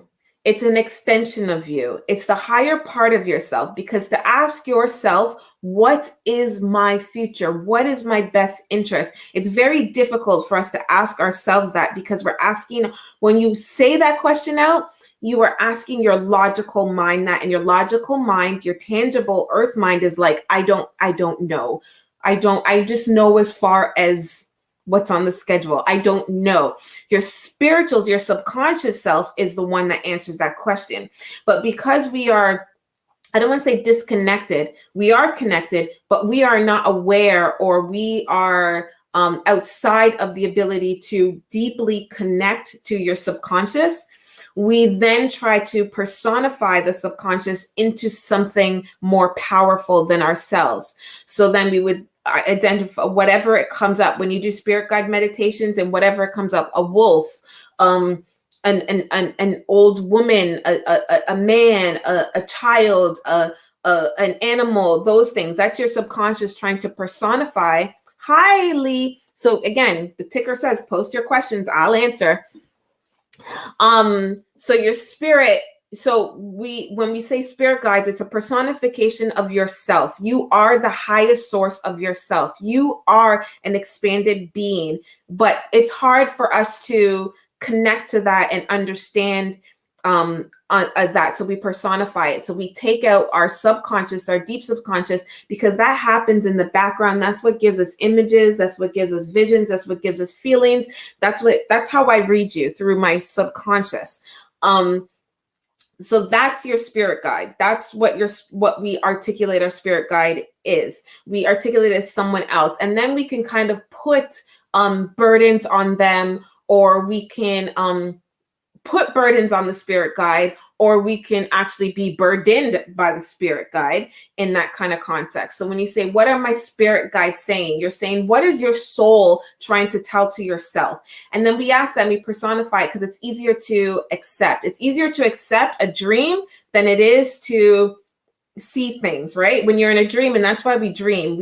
In our dream, that's our subconscious, our spirit trying to make sense of the natural world. So when you say, what does a spirit guide say for me? I can say, I'm going to read you and just ignore that you're saying spirit guide, because when you say spirit guide, you're really saying you. I can ignore that, but I don't ignore that, because if a person is attributing their future, their life, their energy to something else, I'm going to do that as well, because that's where I'm going to meet you where you're at.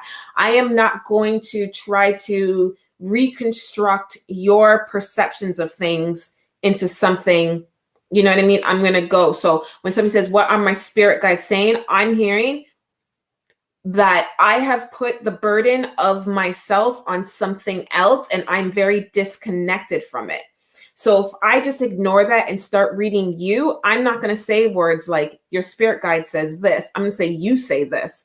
And that's very hard to stomach at times. Even for myself, it's very hard to stomach at myself. I do that with my dreams. So I have dreams every night, and then I write them down, and then I read them like it's another person. Like, oh, that's what Monique did in her dream.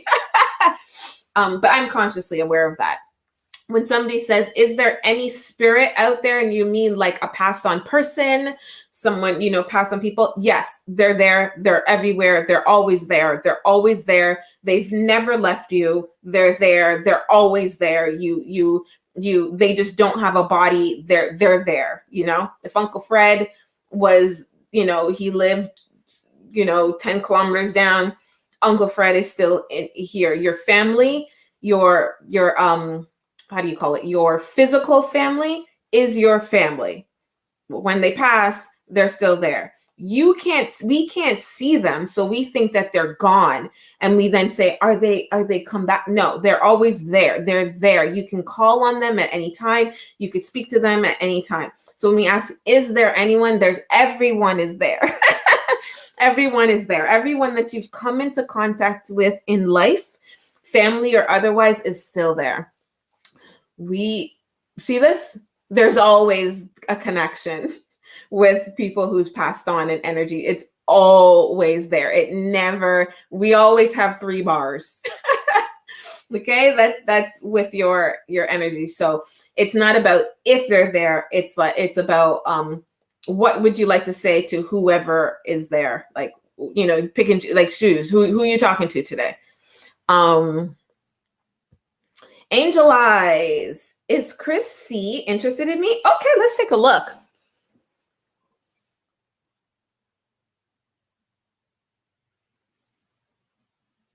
Yeah, there's an attraction. There's definitely an attraction. There's like a thinking that you're cute. There's an attraction. There's definitely like attraction. Attraction. Interested is in the concept of like wanting more. I feel Chris C doesn't know that that's an opportunity. Like something about this, like he doesn't know that there's an opportunity for that. Like he doesn't. I feel like if he did, he would entertain that.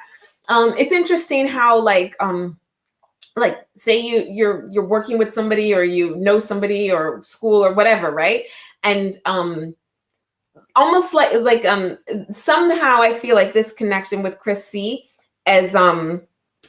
is like doesn't think this is available for him to do. So this doesn't see it that way. That can happen in many kind of contexts. Like work, when you work with somebody, you're attracted to them, you like them, but you just don't think of them as like that. It could, you just don't think in that concept. Or yeah, like, like maybe a doctor and a patient, or people at the hospital, or, maybe the person that does your stuff at the grocery store, and they see you. There's something where he just doesn't,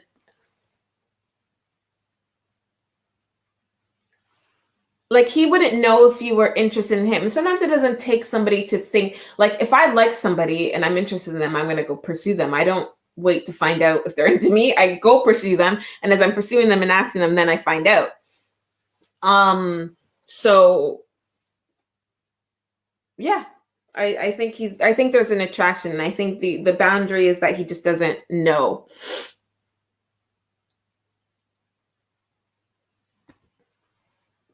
Donna Marie, will I get in my new house soon, please? Thanks.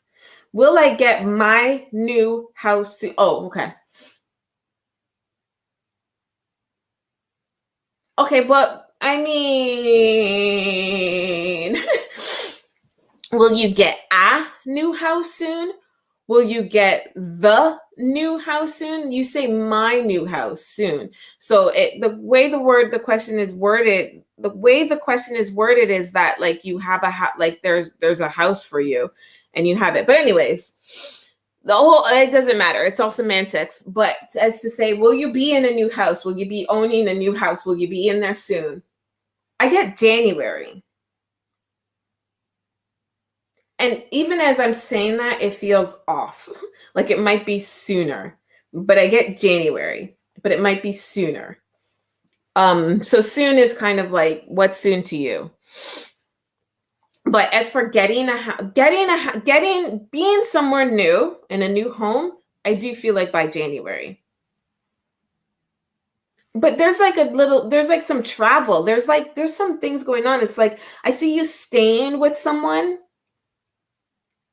So it's like you are going to be in a physically different place. But the question is about when you get your own, like when you like have the property, whether it's rental or ownership, like when do you have the property?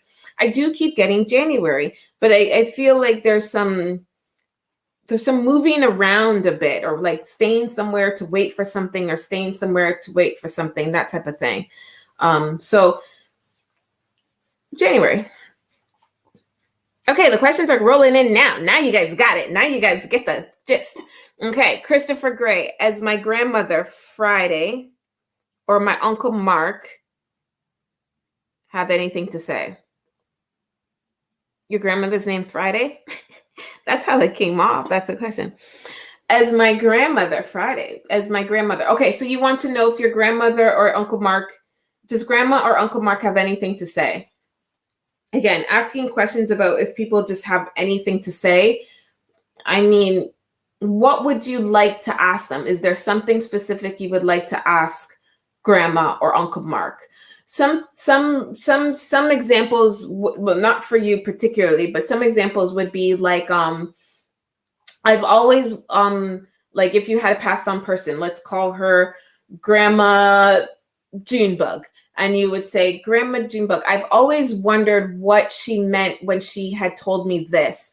Or when Grandma June was alive, she would always give me advice about this. And I want to know what she has to feel about this. Or what, just like, what do you want to say? Like, it's a conversation. Imagine if Grandma Friday was here right now. What are you saying to her? Or what would she like to, but has just anything to like to say is very like, just think of, they're here. They're right here with you. Like if you were going to pick up the phone and talk to grandma, what would you say to her? I'm just the middleman. Think of it as like she speaks a different language and she no longer speaks English, and I'm going to communicate that. So it's like my message to her is like, Grandma, what do you have to say? I mean, like, I can answer that, but I feel, okay, well, this is me judging, but I'm like, I feel like more specific questions are more valuable. I understand that, this is a thing about passed on readings and grieving and passed on people. So when somebody's passed on, we no longer feel we have communication with them. And that is hard to resolve in our head. That's very hard to resolve. There's always a wanting to hold on. But subconsciously, that line of communication is now cut or altered. So subconsciously we know that's not the relationship anymore. So it's like consciously up here we're like, we want it. But inside of us we're like, we know there's nothing there. So I think that's why the questions sometimes don't always are in the concept of these people are literally here. We go to a funeral, we say goodbye, we grieve, they're gone. And in a natural world, you can't speak to anybody who's gone, So somebody goes, oh, I can speak to them for you. I get how it gets to be like it's almost like your brain has to rework that relationship. So a relationship that I have with people in my life that's passed on, I talk to them like they have not left. I don't want to make anybody comfortable. I mean, I don't think there's any, well, I mean, I don't know, but I don't want to make any comfortable for anybody who actually knows me personally and knows my past on people personally and whatever. I don't know, it might mean something to them, but there's two females in my life that passed on very young. And they were like, I hang out with them sometimes, like even after this chat and this live, if I'm talking, sometimes I'm talking and I'm talking like they're here.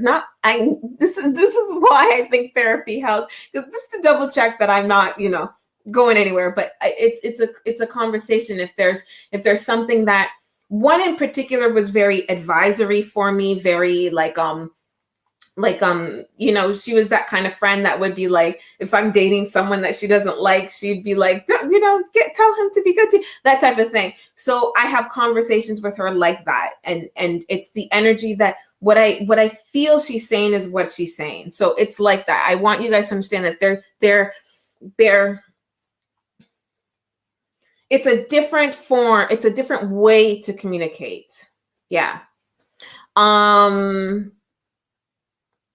Oh, the questions are coming in hot. You guys are coming in hot. Okay, good. Okay, good. Okay. Hi, Monique. This is D. Will I get the legal department management job position that I applied for? Thank you. Oh, I can feel I can feel that. There's this like we're so excited about that. I mean, I get excited about a lot of things, but I feel that it feels so like, you not only like, are you asking if you would get this job? Like, it's so like, this is not just like, oh, get that job. It's like, this is like, a big deal, to you, not to, I mean, all of us were like legal department, but I mean, I see that there's, a context of what this means to you. Yes, I got a yes right away, but it came so fast. Sometimes when I get something so fast, I'm like, wait, let me hold on. No, I get a yes. I keep getting, no matter how I look at it, I get a yes. I get a yes, and I'm trying to give more details. I get a yes, but it's like there's it feels like okay, so I'm feeling that I feel, let me know if I'm right or let me know if I'm wrong. I did a whole hour first about why I could be wrong or why whatever, but we're going there. But it feels like okay, so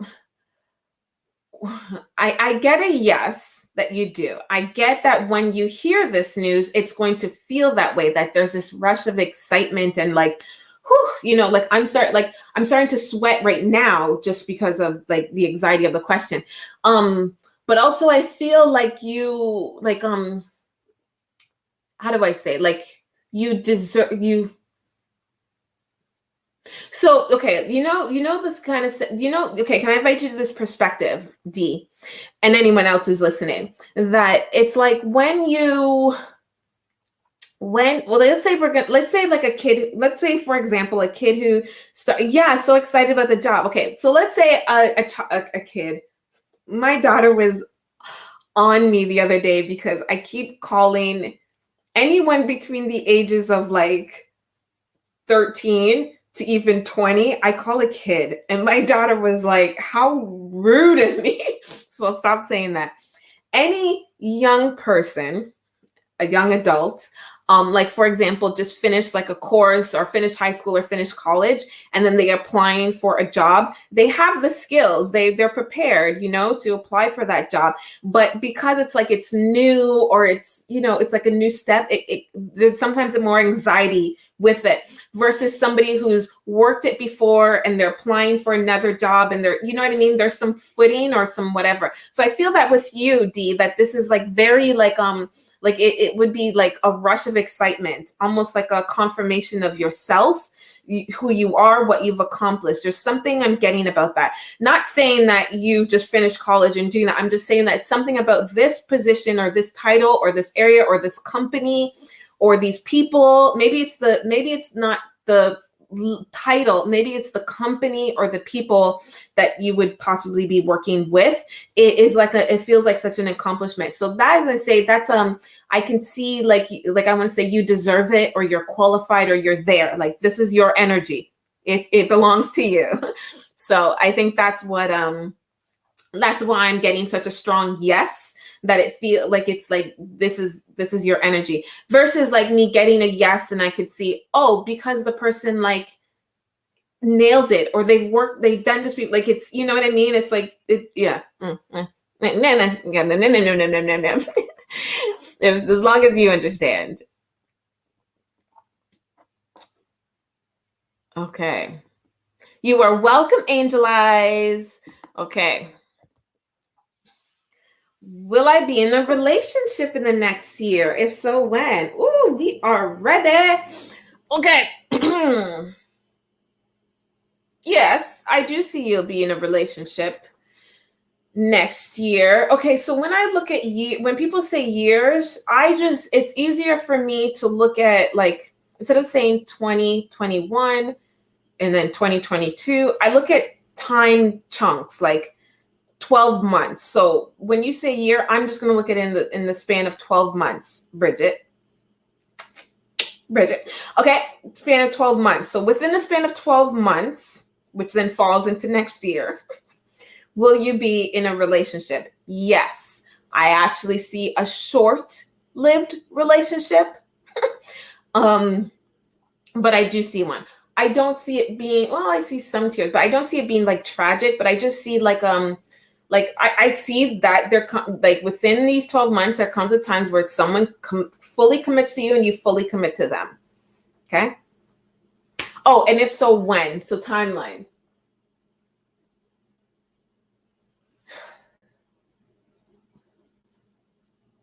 It's a little bit interesting about like the moment that commitment is made.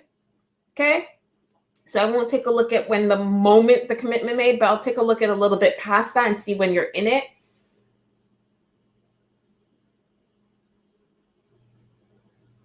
And I'm reading there's a lot more to this question.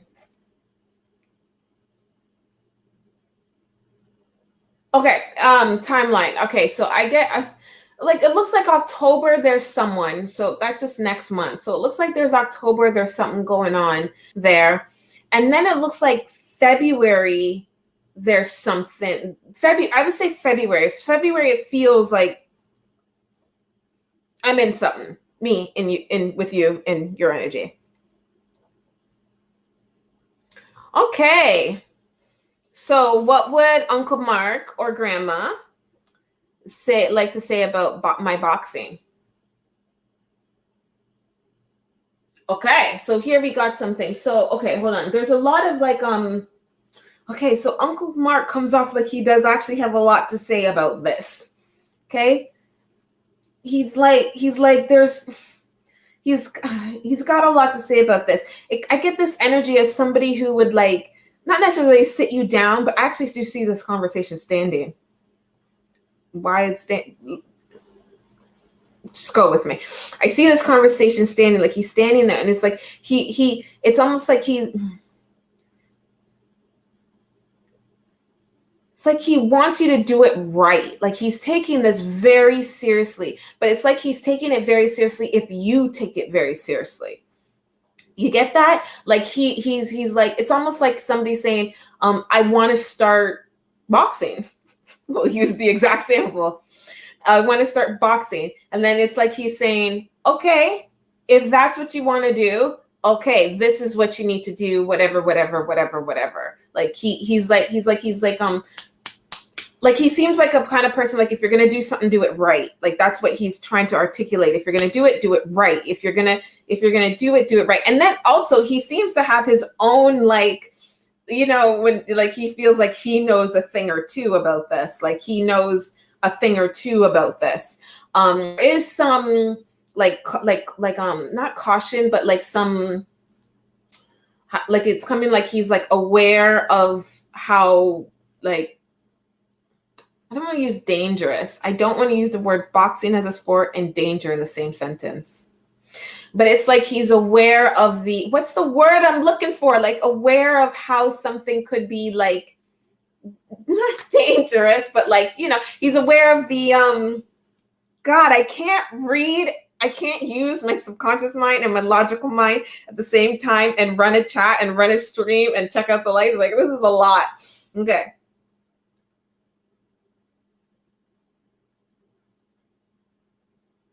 He is saying dangers. He's aware of the dangers that could come. But when he says dangers, he doesn't mean like, oh, it's like dangerous, it's scary, but he's worried about, like, you know, the protection and how to protect yourself and the safety. The safety aspect of it. And it's like he's really hitting that home. Like, don't just, it's almost like he's saying, like, don't just do this and like, oh, you're gonna box. Like, actually look at, like, you know, how to do this constructively. And he looks like he would be very critical, or like really want to like help you through this and do this. Almost like he comes off like as if he would want to take advantage of training you. But if he didn't train you and you had a trainer, he would also be there advising and coaching. He comes off very coaching like about that. So that's what he thinks. And then he's also showing me that there's something else that he also feels that you could be doing with your life. But again, he doesn't come off like he's a kind of person that's like telling you what to do. It looks like again, if you're going to do something, do it right. And it looks like there's something else. There's boxing and there's something else that he's like, what about that? Like, didn't you want to do, you know, what was that? You know, what were you doing that? Grandma comes off like she just doesn't, not that she does, like she just does, like she's like, like everything is wonderful. Boxing, sure. You know, you could almost say anything to her. Oh, wait, but then she's got like a stern side to her as well. Oh, okay, so that's two different things. Am I reading two different people? That's two different things, because one, I got a little bit of like, oh, okay, sure. But no, I feel it's her. Like she can have a very like rough side. Woo! Okay. Let me know if any of that made sense. I started to, what are these people coming in here offering people what the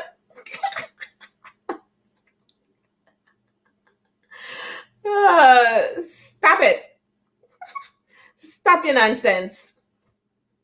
If you have to come in here to solicit people for yourself, let's think about what your own business is doing for you. Thank you for the compliment. Thank you for letting me know that what I'm doing is a great opportunity to expand business. Thank you. Thank you, light worker. You're interesting.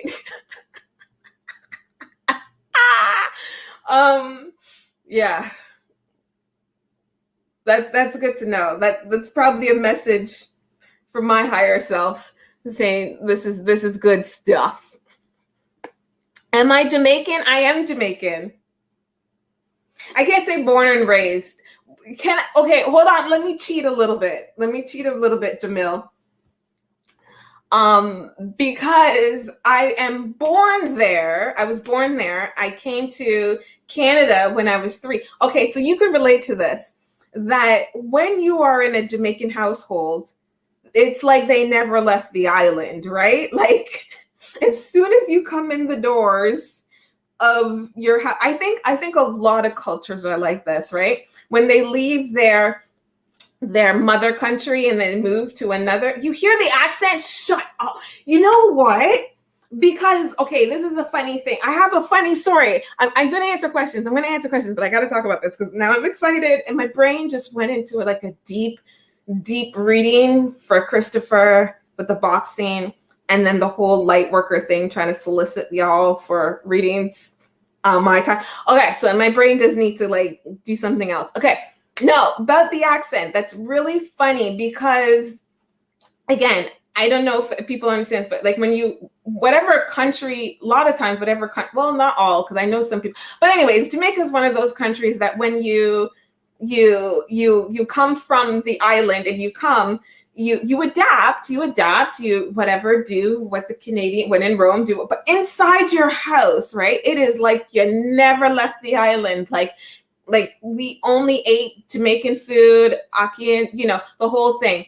What was it? Rice and peas on Sundays, soup on Saturdays, fish on Fridays, or maybe it was Ben Johnson Day, which that's a funny story. It was a day where you just cook leftovers, curry, Ackee, dumpling, fried dumpling, all those kind of things, right? Okay. And so I only had those foods. And then my parents were like, so Jamaican cultured. So I was 3 years old when I came to Canada. So I quickly lost my accent. But something interesting, and let me know if it's happened to you. I quickly lost my accent. But so I had like certain words, I never realized I've been saying it with a Jamaican accent because the rest of the sentence is Canadian. Does that make sense? So it's not like I would say, like, okay, I'll tell you an example. I was in college and I went to theater school, acting school, and we were doing a scene or something. And something in the scene was, you guys are gonna laugh, sandwich, right? and then the girl and the scene partner, she's like, sandwich. And I go, yeah, sandwich. And she's like, no, sandwich. And I'm like, sandwich. And we kept going, and I could not hear it for the love of me. I was like, I'm saying what you're saying, woman. And she's like, no, you're saying sang-widge. And I'm like, that's what I couldn't hear it for the love of her. And then after, when they wrote it down on paper and we did the whole phonetics, sending the barrels. Yeah, sending the barrels. Yes. And then were you jealous? I was always jealous of the things that were in the barrel. But anyways, so that was the whole thing. I mean, by this time in that conversation with that girl, I was like 26. So I was 26 years old. And for my whole life, I did not know. Again, I don't like, does that happen? Like, I didn't know if it was a Jamaican accent, but it's like certain words, just whatever, like instead of microwave, there's a lot of syllables there, right? I say microwave. And I wouldn't know that. It's like things, and I'm sure and also situation. Oh my gosh, you're Aussie and growing up in both worlds. Yeah, so right, because my older sister and my older siblings and my uncle, they can go back and forth between their accent and then their native accent, like Jamaican, and then their Canadian English, English accent, right? My uncle can consciously go back and forth. My sister again can consciously go back and forth. There's some family members that can't, like, they don't do it consciously. So because I don't have a full accent, I think it's always interesting when somebody goes, hey, are you Jamaican? Because in my head, I'm like, Yes, I am. So I always think, oh my God, they're reading me. I've met another psychic. Meanwhile, I'm like saying a whole bunch of things backwards and backhanded all the time. And somebody once told me my mannerisms. So indigenous Aussie, yeah. It's funny. I think are we multicultural? Can we say that? Yeah, we're multicultural. Yeah, can we say that? Yeah, I think that happens when a lot of things. When I think it happens more so when you're really young, because older kids, they, you know what I mean, they already had the one language. Like, I would not know I'm saying these certain things wrong because I don't have a full accent. And if I talk with a Jamaican, like purposely talk with a Jamaican patois, maybe to non-Jamaicans it might sound all right, but Jamaicans it would sound foolish. But every now and then these words. So that's funny that you guys say that. Welcome to all my cultural people. I don't know. I love being in Canada. So, and that's funny too, when some people, like, if I'm doing certain things or I have a client that's not from Canada, and then they say, or people don't know I'm Canadian for whatever reasons, and then they hear me talk and they go, where you talk very proper, or you're from Canada. I'm like, how? Like, that sounds more obvious to me that I'm Canadian. So, but you don't realize the things that you pick up. That's, again, going back to spirituality. It's our subconscious. It's like you pick up energy, and you pick up and you're expressing it, and you might not consciously realize what you're putting out there, but you are. That was really funny. You guys are so I don't talk like, I can't talk, like, if I talk patois, it's like I'm purposely putting it on, and then but yes, like, how do I say? Like, if somebody from the island talked raw patois to me, I would understand, and I could articulate, and I could whatever. But me talking back, no, it's more like mannerisms and phrases that I use. Okay, so that was fun. I have to say, as an Indigenous Australian, Canadians are white. Canadians are predominantly, Canada is predominantly white. Yeah. Canadians are white, right? I don't know. Canada is like I don't know. Culture is Canada and US. We have a weird thing. I don't want to get into it, but it's kind of like, I know in, like, for Jamaica example, and I heard this in Ireland. It's in Switzerland. I think Switzerland. If anybody's in Switzerland, confirm this for me. But exactly, like Australia too, right? But how, like, in Jamaica, it's predominantly, okay, Jamaica is predominantly Black, right?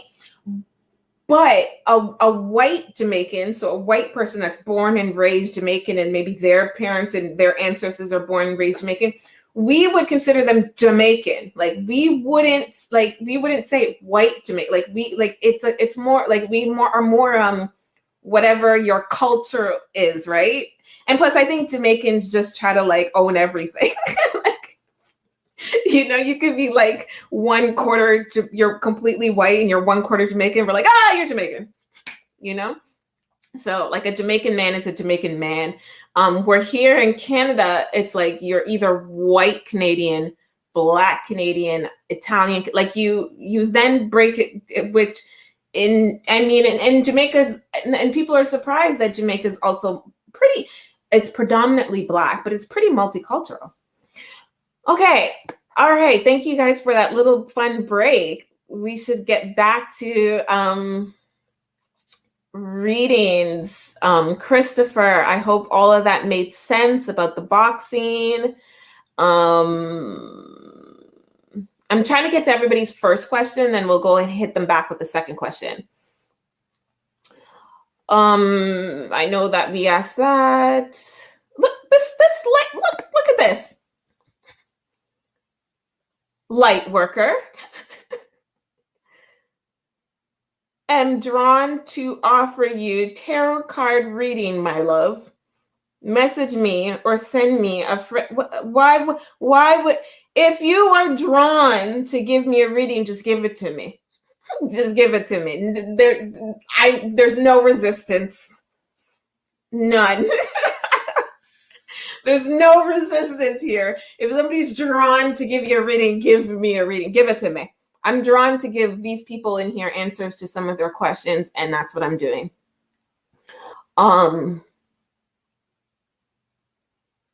So go ahead. Go ahead. And again, I take this as thank you for letting me know. Look, all the makeup I'm getting on this. Thank you for letting me know that these sessions are actually a good place to conduct my work. But there's these little buttons here. If I hide it, there's this button here called block user. Does anybody know what that is? Okay. And I wouldn't block people, even if you guys ask the craziest questions, unless somebody's harassing somebody. You guys can just go ask or say whatever you want. Okay. There's no real block. I'm just blocking that because that's like soliciting. Soliciting people. I'm the one who can solicit people. Okay. If you guys want a private reading, like you want one, you sit in your world and you go, I would like a private. So you enter the store. Okay. Then you can. I will post the link. Where is it? There.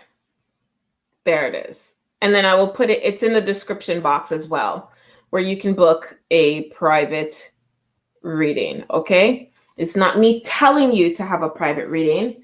It's not me saying that you need one. It's you. If you would like to take advantage of that, you could. Okay, let's get back to more questions. I'm looking. I'm trying to get to everybody's first question. Oh, this is a question. Hi from Aussie, Australia. Okay, that's great. Are you up really late or up really early? What time is it in Australia? I've been trying to figure out how to do these because I'm going to do them 3 times a week. So I'm going to do them each time where it's like we're doing it. So I'm probably going to have to be up late, really late or really early one morning so you guys can have a couple of time. Anyways, okay. Jamil, hello. Any new offers coming towards me in my career and love? An offer in love? I like that. I like when relationships are looked at as a transaction. I know that sounds bad, but I think okay. Yes, I do see an offer, but okay, for career, I do see an offer coming towards you, but okay. Okay, hold on. I'm saying a lot of things. I see an offer coming towards you. The thing is, I don't feel that's going to be a surprise to you. I feel that there is something in your world that you're concocting or you're working towards that is like, you're almost like, I don't want to say like waiting for an offer, but I do feel like it's not just going to be random. So it looks like you're on this, something that you want is going to come to you. That's what I can say. How's that? Does that make sense? Yes. Something that you're anticipating is actually going to come to you. When it comes to career. So, that makes sense. Like if you've been applying to jobs and you've been whatever, so you are expecting, like you're expecting something, you're expecting that somebody's going to offer you an actual position. Yes. Okay. So that's probably why I'm picking it up, that this isn't like, it's not like you're settled in something like it. Yeah. So I do feel I see more than one. I see really one strong make sense offer. And it looks, this one comes like this one, the energy for it feels faster, like quicker, like it feels like, expedited. And the second one looks like it comes a little bit after. Well, the first one looks like an actual like offer, like we want, like this is what we're offering you. And the second one looks like a potential offer. How do you say? Like, okay, so if we break it down, it's like the first one could look like an actual, like this is a job offer that you will be in a position to accept or deny. And the second one looks like maybe an interview process or a quite like, it looks like you're in the makings for that one. Okay. So,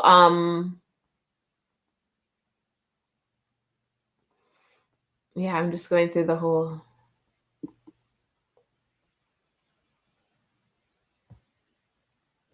Sandra Hudson, can you please tell, does my dad have any messages for me?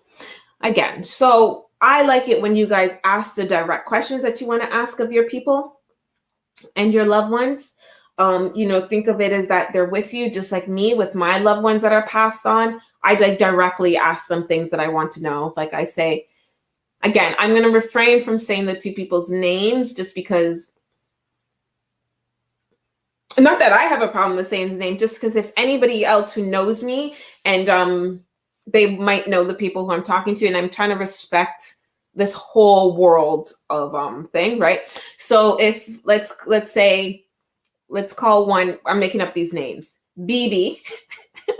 if I wanted to talk to BB, I would just say, hey BB, I'm right now I'm going through this thing where I'm starting these live chats and these live things, and I love doing that kind of stuff, but do you think like it's the right time to do it? Do you feel like what do you think? Just like a regular conversation.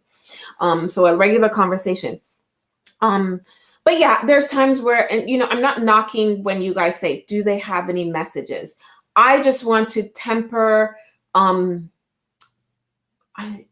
I when you have somebody who's passed on, it is at times can be a painful line of communication, an emotional line of communication with you and this person because they've passed on.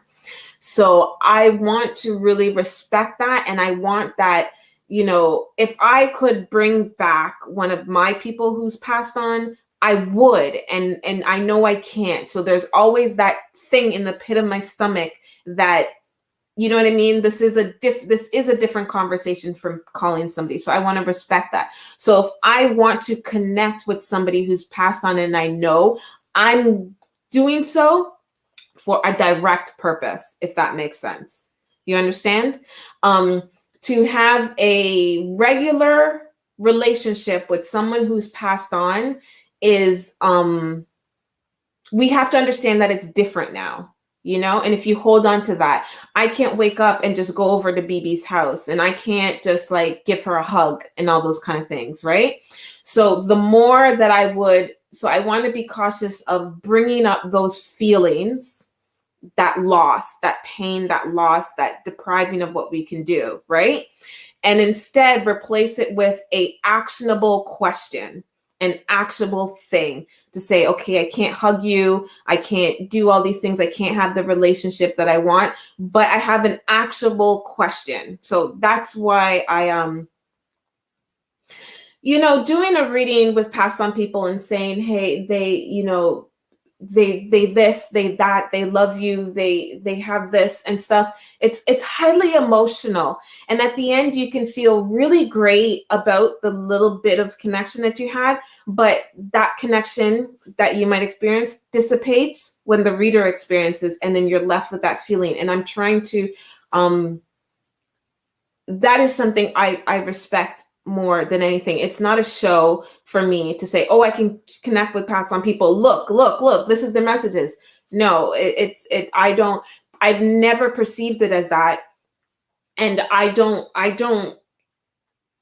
personally don't want that. You can hear the emotion in me coming up. You know what I mean? Because I have that, it's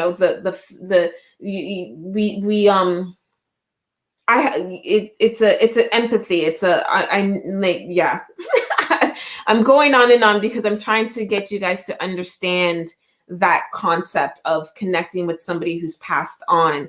And it's a reminder that yes, it can feel good, but it's bringing someone back from who's passed on, right? They're always going to leave again, essentially. So you're going to have that moment with them where you feel good. It's like a dream. Imagine when you dream of them and you dream of somebody who's passed on and you feel them and you love and you just don't want to wake up. I don't want to create that feeling, because when I shut down this chat, when I close this, you are left with that loss again. I don't.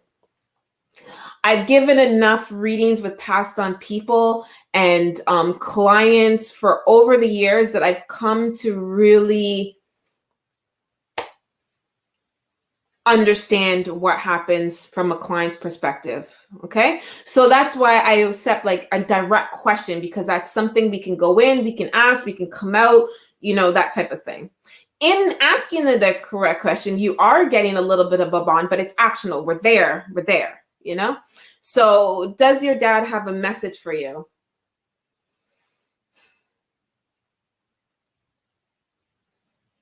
Okay, your dad, Sandra, is showing me children, and I mean that might make sense, but he's showing me children. He's showing me 2 little girls, and they're very close in age.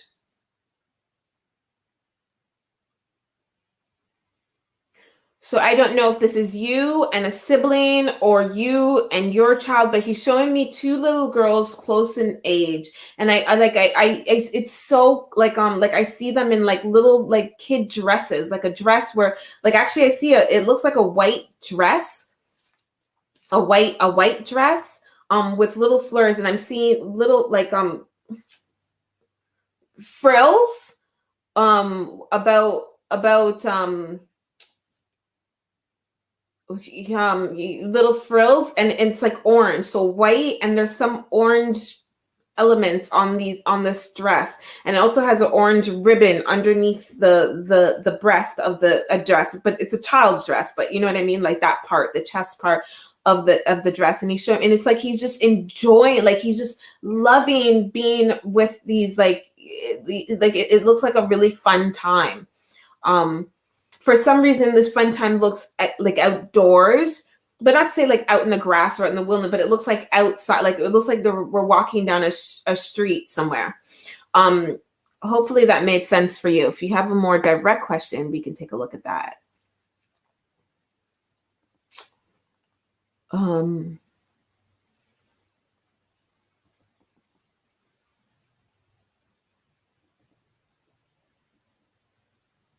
Oh, it looks like I got to the end of the list. And it's like the end of my time. Okay, so let me go back and like, I know some of you asked a second question. I really need a mod. Okay, there was Brad's question about his fart.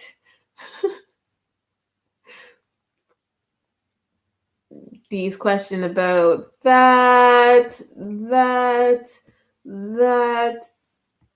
Dee again. I know Christopher had another question. You are welcome. So why is this light workers like this? Okay. I mean, if they want to sponsor the chat. Okay, Monique. Dee here again. I know Dee had another question. I know Chris has another question, and then we'll like wrap up. I'm sorry, Monique. Dee here. Don't you apologize, okay? Listen, you're good. We're good. We're doing okay. And I have one more question. Does Tim have feelings for me, or that he will convey? Oh, I know these ones. I know these questions. I know these people. Okay. Oh yeah. Okay. I the second part of the question that I think is the important part of the question. Will he convey his feelings? No, like I want to say no, but does he have feelings? Yes. Will he convey his feelings? Okay. So I say no, but the reason why I'm chuckling is because there's this like he just doesn't want to like there's a little bit of a control here that I'm picking up. I don't mean control as an abuse, but a little bit of like not wanting you to know that, or not wanting to do that, or likes the mystery. There's something about him liking this mystery of that.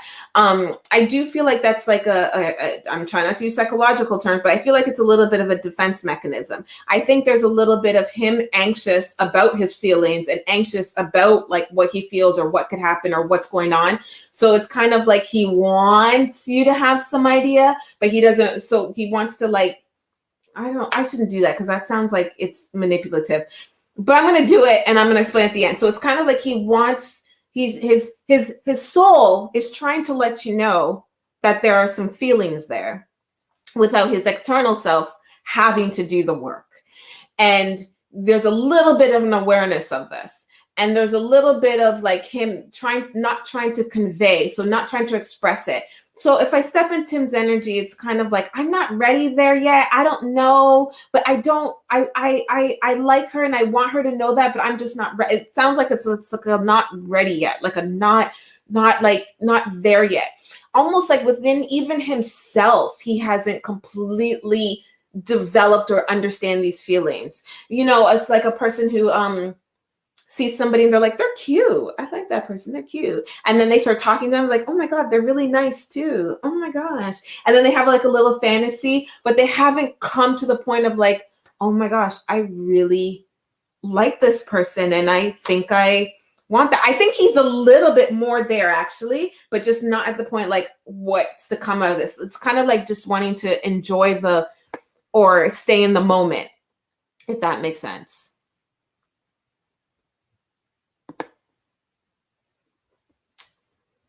I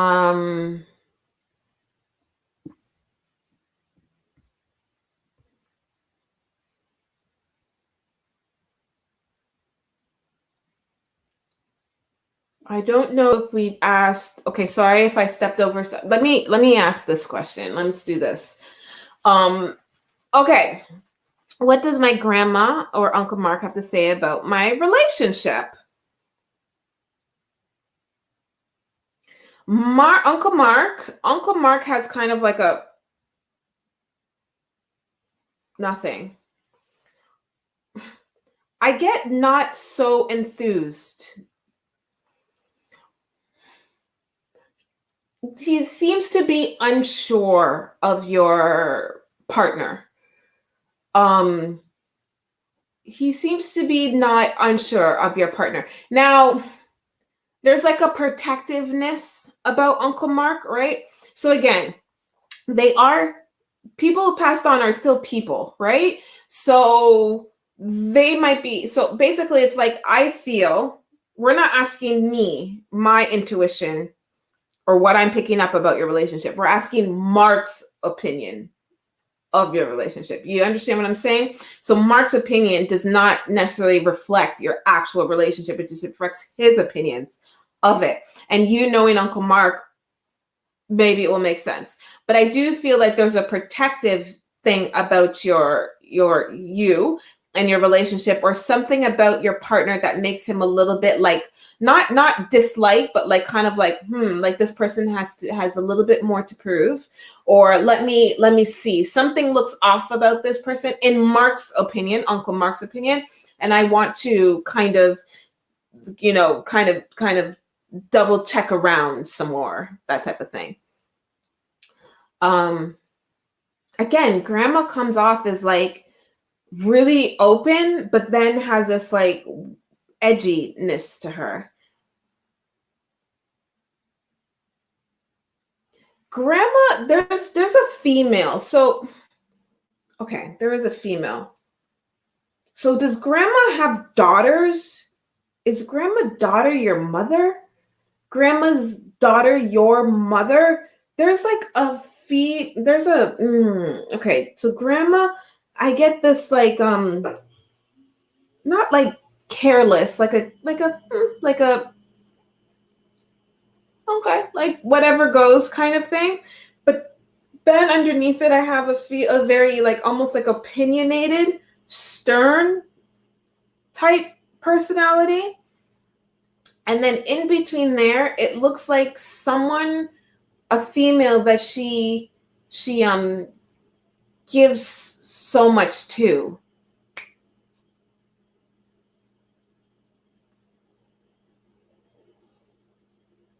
No does. What are we saying no to? No, that doesn't sound like Uncle Mark, or no, that doesn't sound like whatever. Oh, no, she doesn't have a daughter. No, she doesn't have a daughter. Okay. Who there's okay. Grandma?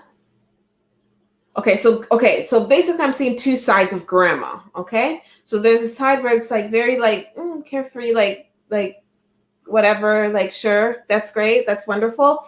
And then this side where it's like she could be kind of critical, very assertive, critical, assertive, there's that position of her.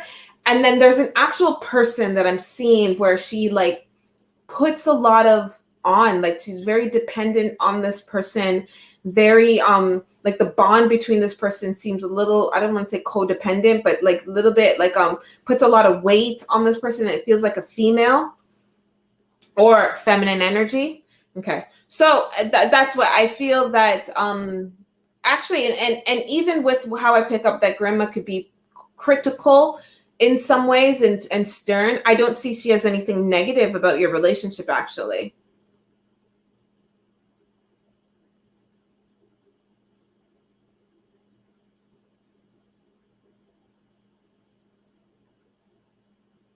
Yeah, yeah. I'm actually quite interested in this dynamic.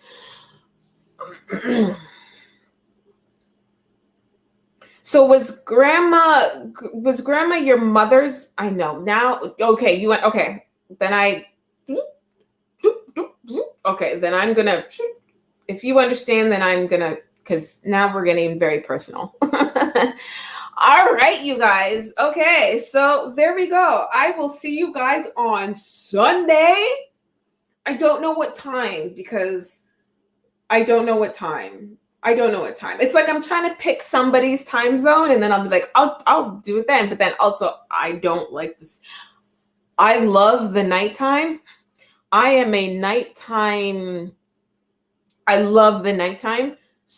And so you would think that I would love to do this at time. No, I like the nighttime for my own weird things I'm trying to concoct, or things that I'm trying to whatever, get into myself, or that's my time. Like nighttime comes out and I'm like, whoo, like I just feel like the world, like it's free. So I'm going to have to think about doing a really late night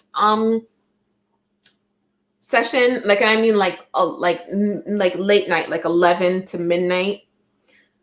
It would be cool if we did a witching hour one, like 3 a.m. Oh my gosh, I would be off my rocker, but that might be funny. Maybe we'll plan something like that for Halloween time. Hallows Eve, all that time. Maybe we'll plan something for that. But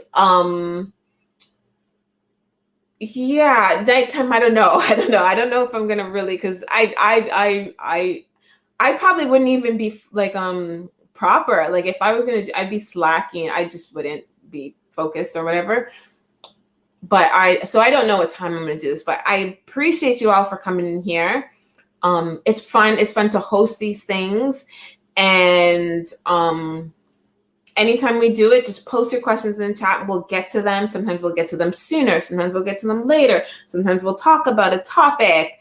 And yeah, for those who want to re-watch this, I think the first part might be interesting about that topic. And then the next part is just all questions. So you can like just watch the first part and then skip. Or if you're interested in how I answered questions, that's that. And yeah, I'm gonna go. So, oh yeah, okay. So some of my things we can do is that check out my merch if you wanted to. Dude, I mean, I'm the only one in here who could solicit things. Check out my merch. We got hoodies. We got the logo on the front. Then I have one with the logo on the side. We got male like men hoodies for men. Our sizes go from really small to like I think like a 3XL. Right now, I think today's the last day for free shipping. Yeah, today's the last day for free shipping. If you want that, we also have some beanies. We have some caps that you saw. I have a lot of hoodies in here. If you guys want me to put some t-shirts or some other types of stuff, you can, but I'm just a hoodie girl. I just want to like hide the energy. I don't want to put this up because it's gonna, my makeup's on, but I just want to like, that's what I do in my life. I go in the world and I hide, you know, let my energy do the talking. And so I can hide my conscious self. Yeah.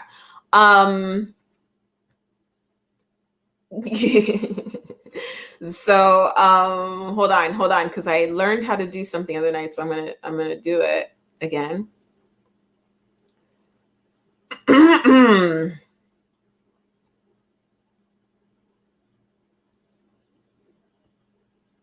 Okay, there we go. Okay, so this is the shop. Okay, so this is the website. I don't know why everything's taking so long to load. Okay, so that's me. That's the website. So y'all are in there. Anyways, but if you click the shop, there you go. We have some hoodies. I guess the sale lasted. You know what? I will make a sale. I don't know what's more exciting. What's exciting? Percentages off or free shipping? Whatever you guys want, I'll do. Whatever you guys want, I'll do. But that's kind of cool. So yeah, we got the hoodies, lots of different colors. This one, I'm wearing the premium hoodie. It has a more thicker strings here, and it's a more thick. The other hoodie is more like, it's got like the rounded ones. It's more this one is thick, y'all. Like it's thick, okay? It's thick and it gets hot, and I'm always wearing it, and I wore it through the summer, and I would wear it just because I want to wear it, and then I would be sweating. Take your hoodie off. No, it's my brand. I love it. So this one's thick and I like it. This one would be good for winter. It also has like the headphone little nubby thing here somewhere in here. I'm just trying not to touch it because I feel like I'm getting makeup all over it. Oh yeah, here. It has that little like where you can string your headphones in. I really like that because I'm actually, when I do private readings, I'm usually out about in the world. I'm by the beach, I'm on the dock, and then I'm, you know, doing your readings. It's a video chat that I do. So if you book a reading with me, you get a private video chat of just me and you. And so I kind of put the headphones in here. So here's the beanie. We like that. I have a couple colors. Those are cute. I didn't have that ordered in for myself, but I will. That's all I'm going to be wearing this summer. And then we have the two-tone ones. We have mugs, and I actually didn't order in the mugs for myself yet. So much to do. My little mod, who's in school right now because she's not old enough to work this as her job, she says. She told me to do a giveaway. So I'm going to kind of try to figure out a giveaway. I'm going to try to figure out a giveaway. But we have the mugs. We also have pajamas, y'all. It says for kids, but I have older size. We have pajamas, y'all. Like, isn't that cute? I think that's cute. What else we got here? You know, I don't know why this is blacked out. Somebody's got to fix this. Some of the tech people got to fix this. I am the tech person. I put in the long sleeves as well. See, there's this one that I'm wearing, and then there's this one where it's on the side. And I like that. I like that. If it looks weird, let me know. But I like it, so it's staying up. I just want to know if you guys think it looks weird. I'll keep it up anyways. I'm like that. If I like it, I really like it. 2XL. So it goes up to 2XL. So check that out if you want. You know, you could just put the hoodie on and whatever. I don't know. If you don't want that, whatever. And then if you click on bookings, this is how you can book a reading with me. So it's all done through PayPal. So you would select the type of reading you want. I do have readings in categories so we can, keep everything focused, get in, get out, get in. There is a passed on mediumship reading. I put a longer time for that because it's an emotional time, and I want to I'm here for you. You were here for your loved ones who are passed on, and I'm trying to facilitate that, but I'm here to make sure that you guys are okay as well. So for example, if you want to click, you would book a reading. I mean, this is the extended time one. Let me tell you, I'll tell you the truth. Not I'm gonna lie, but the extended time, really what happens is clients really only need 20 minutes to ask their question. We talk about it, and sometimes 20 minutes comes and we're like, oh, okay, like we talked about so much, So while 20 minutes may seem short, it's actually a long time, because that's like 20 minutes of me talking. So you would book your time slots. It says when I'm available, for example, and then you do a little login. I'm gonna actually sign in with this person. It's the mod, right? And then you would purchase and confirm. And you don't need to have, you have to be over 18 to have a reading. I can't give readings to children. Listen, okay. On here for a private reading, you need to be 18. Okay. Anyway, so I would select that, and then you confirm, and then it would, then you enter your financials. And it would give you, once you enter your financials, you're given a link to a very private reading. You don't have to download an app or anything like that. It's just a private thing. And then we have there, and I appear. Just want to make sure that you have a stable internet connection, because it is a video chat, and that you're not driving. I have some clients who often get the reading while they're driving. Like in the car is one thing, but while I'm like, oh my God, what are you? But I mean, hey, you can't just be safe. Okay. No reading is worth. Okay. You get where I'm going with that. Free readings. So on here, subscribe to the YouTube, like the Facebook, follow me on Twitch, and it will always give you a notification on when I'm doing it. But also on here, you can see some past stuff. It looks like I'm just show and tell. Well, this is show and tell. Okay, so if you wanted to book, here you go. Book a private reading. They start at $39.80 Canadian, which is like 20 something US. I'm not sure. Don't hold me to that. I don't know how to convert that. Okay.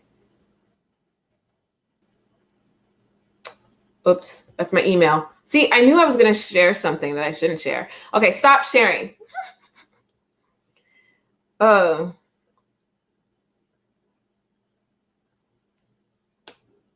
Think y'all ain't anyone give a damn where you're at with that. I'm the only one watching and can't respect my comments. You're a joke. What a shame. You make out you're something. Oh, now I'm getting like hate comments. Okay. I'm gonna leave them up. Like comments, I'm not gonna delete. But anyways, so yeah. Oh, I know what you're upset about, Kayla. It's because I did miss your question. I gotcha. And I get what you're saying. You're saying there's not a lot of people in here, and I would still miss your question. Oh, I get it. I see what the upset was about. Do I find, so now that I see the question,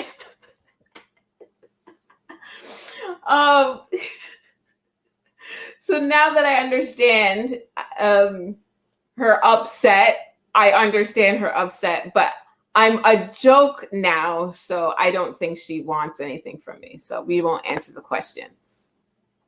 All right, you guys. So thanks for coming again, and I will see you in the next one. Bye.